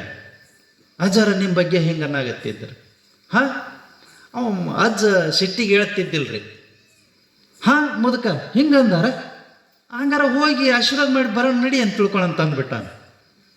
ಸೀದಾ ಚಹಾದ ಅಂಗಡಿಗೆ ಹೋಗ್ಯಾನ್ರಿ. ಅವ ನಮ್ಮಂಗೆ ಇರಲಿಲ್ಲ, ಬಿಗು ಇರಲಿಲ್ಲ. ಚಹಾದ ಅಂಗಡಿಗೆ ಹೋಗಬಾರ್ದು, ನಾವು ಹಿಂಗೆ ಇರ್ಬೇಕು ಸ್ವಾಮಿಗಳು, ಹಿಂಗೆಲ್ಲ ಇರಲಿಲ್ಲ ರೀ. ನಿಮ್ಮಂಗೆ ಅಡ್ಡಾಡ್ಬಿಡ್ತಿದ್ದ. ಚಹಾದ ಅಂಗಡಿ, ಹ್ಞೂ ಚಹಾದ ಅಂಗಡಿಗೆ, ಚಹಾ ಕುಡೀರಿ ಅಜ್ಜರ, ಹ್ಞೂ ಚಹಾ ಕುಡೀರಿ. ಗಾಂಜಾ ಸೇದ್ರಿ ಅಜ್ಜರ, ಹ್ಞೂ ಗಾಂಜಾ ಸೇದ್ರಿ ನಡೀತಾಗ. ಯಾಕಂದ್ರೆ ನಮ್ಮ ಮಠ ಅಂತದರಿ, ಅದು ಕಾಳಾಮುಖ ಶೈವ ಸಂಪ್ರದಾಯ ಮಠ ಆಗಿರೋದ್ರಲ್ಲಿ ನಮ್ಮ ಮಠದೊಳಗೆ ಗಾಂಜಾ ಮತ್ತು ಈ ಸೆರೆ ಇವೆರಡೂ ಇರೋವಾರಿ. ಈಗ ನಾವು ಬಂದು ಬಳಕ ಎಲ್ಲ ಕೀಲಿ ಹಾಕಿಬಿಟ್ಟಿವಿ ರೀ. ಈಗ ನಡೆಯಂಗಿಲ್ಲ. ಯಾರು ಬಂದರು ಅಂತೇಳಿ ಅಂತಂದ್ರೆ ಹೊರಗೆ ಹಾಕಿಬಿಡ್ತೀವಿ, ನಡ್ರಿಪ್ಪ ಅಂತೇಳಿ. ಅವಾಗ ನಡೀತಿತ್ರಿ. ಅಜ್ಜಗ ಹಿಂಗೆ ಅಂತ ಹ್ಞೂ ನಡಿ ಮುದಕ ಹೋಗೋಣ ನಡಿ, ಆಶೀರ್ವಾದ ಮಾಡಿ ಬಂದ್ಬಿಡೋಣ ನಡಿ ಅಂತ ತಿಳ್ಕೊಂಡು ಆ ಚಹಾದ ಅಂಗಡಿ ಬಂದಾನ. ಚಹಾದ ಅಂಗಡಿಗೆ ಬಂದು ರಾತ್ರಿ 12 ಗಂಟೆಗೆ ಬರ್ತೀನಿ, ಗಂಡ ಹೆಂಡತಿ ಇಬ್ಬರು ಮನೆ ಒಳಗೆ ಎಚ್ಚರಿ ಇರ್ರಿ ಅಂತ ತಿಳ್ಕೊಂಡು ಹೇಳಿ ಹೋದ್ನಂತ್ರಿ. ರಾತ್ರಿ 12 ಗಂಟೆಗೆ ಬಂದು ಅಂಗಿ ಕಳ್ಕೊಂಡು ಹಿಂಗೆ ಕೂತ್ಕೊಂಡಂತ ಗಂಡ ಹೆಂಡತಿ ಇಬ್ಬರು ಬರ್ರಿ ಎಣ್ಣೆ ಹಚ್ಚ್ರಿ ನನ್ನ ಮೈಗೆ ಮಾಲೀಶ್ ಮಾಡ್ರಿ ಅಂತ ಇಬ್ಬರು ಗಂಡ ಹೆಂಡತಿ ಪಕ್ಕದಾಗ ಕೂತ್ಕೊಂಡು ಮೈಗೆಲ್ಲ ಎಣ್ಣೆ ಹಚ್ಚಿ ಮಾಲೀಶ್ ಮಾಡಿದ್ರಂತ. ಅಂಗಿ ಹಾಕೊಂಡಂತ ನಿಮ್ಗೆ ಉತ್ತತ್ತಿ ಏನೋ ಫಲ ಕೊಟ್ಟನಂತ, ನಿಮ್ಮ ಮಕ್ಕಳು ಅಕ್ಕವ ಅಂತ ತಿಳ್ಕೊಂಡು ಇಷ್ಟು ಆಶೀರ್ವಾದ ಮಾಡಿ ಹೋಗ್ಬಿಟ್ನಂತ್ರಿ ಬೆಳಟ್ಟಿ. 45-50ನೇ ವಯಸ್ಸಿನೊಳಗೆ ಆ ಹೆಣ್ಮಗಳು ಒಂದು ಗಂಡು ಮಗುನ ಹಡ್ದಳ್ರಿ. ಗುಡೂರಾಗ ನಡೆದಿರ್ತಕ್ಕಂಥ ಘಟನೆ. ಆ ನಂತರದೊಳಗೆ ಅದು ಸಂತೋಷಕ್ಕೆ ಅವ್ರು 5 ಎಕರೆ ಜಾಗ ಹೊಲ ಕೊಟ್ರಿ. ಊರ್ ಮುಂದೆ 5 ಎಕರೆ ಹೊಲ, ಅಜ್ಜಗ 5 ಎಕರೆ ಹೊಲ ಕೊಟ್ರು. ಈಗಿನ ಕಾಲದೊಳಗಾದ್ರೆ ನಾ ಏನಾರ ಅಂತ ಪವಾಡ್ ಮಾಡಿದ್ರೆ ನನಗೊಂದು ಗಂಟಿ ಕೊಡ್ತಾರ, 5 ಮಠದಾಗ ಕಟ್ರಿ ಅಂತೇಳಿ. ಖಾಲಿ ಇದ್ದ ಒಟ್ಟು ಹೊಡಿರಿ ನಮ್ಮ ಹೆಸರಿನ. ಹಾ ಅದ ಈಗ 25 ವರ್ಷ ಆತ ಮುದಕ ನಮ್ಮ ಹಿರಯ್ಯಜ್ಜ ತೀರ್ಕೊಂಡು 25 ವರ್ಷ ಆತಷ್ಟ. ನಾ ಬರಕ್ಕಿಂತ 1 ವರ್ಷ ಮುಂಚೆ ತೀರ್ಕೊಂಡ. ಇದು ನೋಡ್ರಿ, ಇದು ಪವಾಡ ನೋಡ್ದು 50 ವರ್ಷ ಆಗೈತಿ. ಅವನು ಸಣ್ಣವಿದ್ದಾಗನ ಈ ಪವಾಡ ನೋಡ್ರಿ. ಯಜಮಾನ್ರು ಬಂದಾರ ಹೇಳಕತ್ತಾರ, ಅವ್ರು ಸಾಕ್ಷಿ ಸಮೇತನ ಹೇಳಕತ್ತೀನಿ ನಾನು ಇದು ಪವಾಡನ. ಅದಕ್ಕೆ 5 ಎಕರೆ ಹೊಲ ಕೊಟ್ರಲ್ಲ. ನಾ ಈ ಯಜಮಾನಗ ಒಂಚೂರು ಎದ್ದು ನಿಂತ್ಕೊಡ್ರಿ ಯಜಮಾನ್ರ, ಎಲ್ಲರೂ ನೋಡ್ಲಿ ಒಂದಿಷ್ಟು. ಎದ್ದು ನಿಂತ್ಕೊಡ್ರಿ. ಈ ಯಜಮಾನಿಗೆ ಹೇಳಿದೆ ನಾನು, ಆ 5 ಎಕರೆ ಹೊಲ ನಾವು ಮಾರುವಾಗ, ಅದು ಮಾರಿದ್ರಿ ಅವಾಗ 30 ವರ್ಷದ ಹಿಂದನ ಮಾರಿದ್ರು. ಯಜಮಾನಿಗೆ ಹೇಳಿದೆ, ಆ ಮಾರುವಾಗ ನೀವು ಹರ್ಕತ್ ಮಾಡಿ ಉಳಿಸ್ಕೊಂಡಿದ್ರಿ ಅಂದ್ರೆ ಗುಡೂರೊಳಗೆ ನಾ ಬಂದು ಮಠ ಕಟ್ತಿದ್ದೆ ಅಂತ ತಿಳ್ಕೊಂಡು ಹೇಳಿದೆ. ನಮ್ದು 5 ಎಕರೆ ಹೊಲ ಇರ್ತಿತ್ತು, ಮಠ ಕಟ್ತಿದ್ದೆ ಅಂತ ತಿಳ್ಕೊಂಡು ಹೇಳಿದೆ. ಅದಕ್ಕೆ ಆ ಯಜಮಾನ್ರು ಎಲ್ಲರೂ ಬೇಜಾರು ಮಾಡ್ಕೊಂಡು, ಹೌದ್ರಿ ಖರೆ ಐತ್ರಿ ಅಜ್ಜಾರ, ನಾವು ಉಳಿಸ್ಕೊಳ್ಳಿಲ್ಲ. ಅವಾಗ ನಮ್ಗೆ ಆ ತಲೆ ಇರಲಿಲ್ಲ ಅಂತಂದ್ರು. ಕೂಡ್ರಿಪ್ಪ, ಆ ತಲೆ ಇರಲಿಲ್ಲ, ನಾವು ಹರ್ಕತ್ ಮಾಡಬೇಕಾಗಿತ್ತು, ಮಾಡಿದ್ದೀವಿ ಅಂತಂತಂದ್ರೆ ಇವತ್ತು ಮಠ ಆಗ್ತಿತ್ತು ಅಂತ ಭಾಳ ಬೇಜಾರು ಮಾಡ್ಕೊಂಡ್ರು. ಅದಕ್ಕೆ ನಮ್ಮ ಊರಿಗೆ ಗುರು ಇಲ್ದಂಗೆ ಆದ್ರೂ ಕೂಡ ಗುಡಿ ಐತಿ. ಅದಕ್ಕೆ ಗುಡೂರು ಅಂತಾರ. ಆ ಗುಡೂರಿಗೆ ನಿಮ್ಮಂಥ ಗುರುಗಳು ಪಾದ ಇಟ್ಟಿದ್ದು ನಮಗೆ ಬಂಗಾರ ಆಗೈತ್ರಿ ಅಂತ ತಿಳ್ಕೊಂಡು ನಮ್ಮ ಗುರುಲಿಂಗ ಮಹಾಸ್ವಾಮಿಗಳ ಬಗ್ಗೆ ಭಾಳ ಮೆಚ್ಚುಗೆ ವ್ಯಕ್ತಪಡಿಸಿದ್ರು ಅವರು. ಅಂಥ ಗುಡೂರನ್ನವ್ರು ಇವತ್ತಿನ ದಿವಸ ಇಲ್ಲಿ ಬಂದು ಈ ಕಾರ್ಯಕ್ರಮದೊಳಗೆ ಪಾಲ್ಗೊಂಡಾರ. ಅವರು ವರ್ಷ ದೇವಿ ಪುರಾಣ ಹಚ್ತಾರೆ, ಭಾಳ ಅದ್ದೂರಿಯಾಗಿ ಮಾಡ್ತಾರೆ ಅವರು ದೇವಿ ಪುರಾಣನ. ಇಡೀ ಊರು ಜನ ನಿಂತ್ಕೊಂಡಿರ್ತೈತ್ರಿ. ಒಂದು ದಿವಸ ಮಾಡಿದ್ದು ಇನ್ನೊಂದು ದಿವಸ ದಾಸೋಹ ಇರಂಗಿಲ್ರಿ, ಬೇರೆ ಬೇರೆ ಮನೆಯೇ ಇರ್ತೈತಿ ದಾಸೋಹ. ಮಜಾ ಇರ್ತೈತಿ ದಾಸೋಹ. ಆ ಟೈಮ್ನೊಳಗೆ ನಾನು ರೆಡಿ ಇರ್ತೀನಿ. ದಾಸೋಹಕ್ಕಾಗೆ ಹೋಗೋಣ್ರಿ, ಏನು ಪುರಾಣ ಕೇಳೋ ಬೇಡ, ದಾಸೋಹಕ್ಕಾಗೆ ಹೋಗೋಣ ಅವ್ರ ಊರಿಗೆ. ಅದಕ್ಕೆ ಪುಣ್ಯಾತ್ಮರು ಇಲ್ಲಿ ಬಂದು ಆ ಕಾರ್ಯಕ್ರಮವನ್ನು ನೆರವೇರಿಸಿಕೊಡ್ತಾ ಇದ್ದಾರೆ. ನಿನ್ನೆ ದಿವಸ ನಮ್ಮ ಮರೋಳದ ಭಕ್ತರು ಬಂದು ಕಾರ್ಯಕ್ರಮ ನೆರವೇರಿಸಿಕೊಟ್ರು. ಅವರು ಅಷ್ಟೇ ಭಕ್ತಿವಂತರು. ಈ ಸಲ ನಾನು ದೇವಿ ಪುರಾಣ ಹೇಳಕ್ಕೆ ಅಲ್ಲೇ ಹೋಗಿದ್ದೆ. ಎಷ್ಟು ಊರು ಒಗ್ಗಟ್ಟಾತ್ರಿ ಅಲ್ಲಿ ದೇವಿ ಪುರಾಣಕ್ಕೆ. ಮುಂದಿನ ಸಲ ನಮ್ಮ ಅಪ್ಪಗಳದೈತ್ರಿ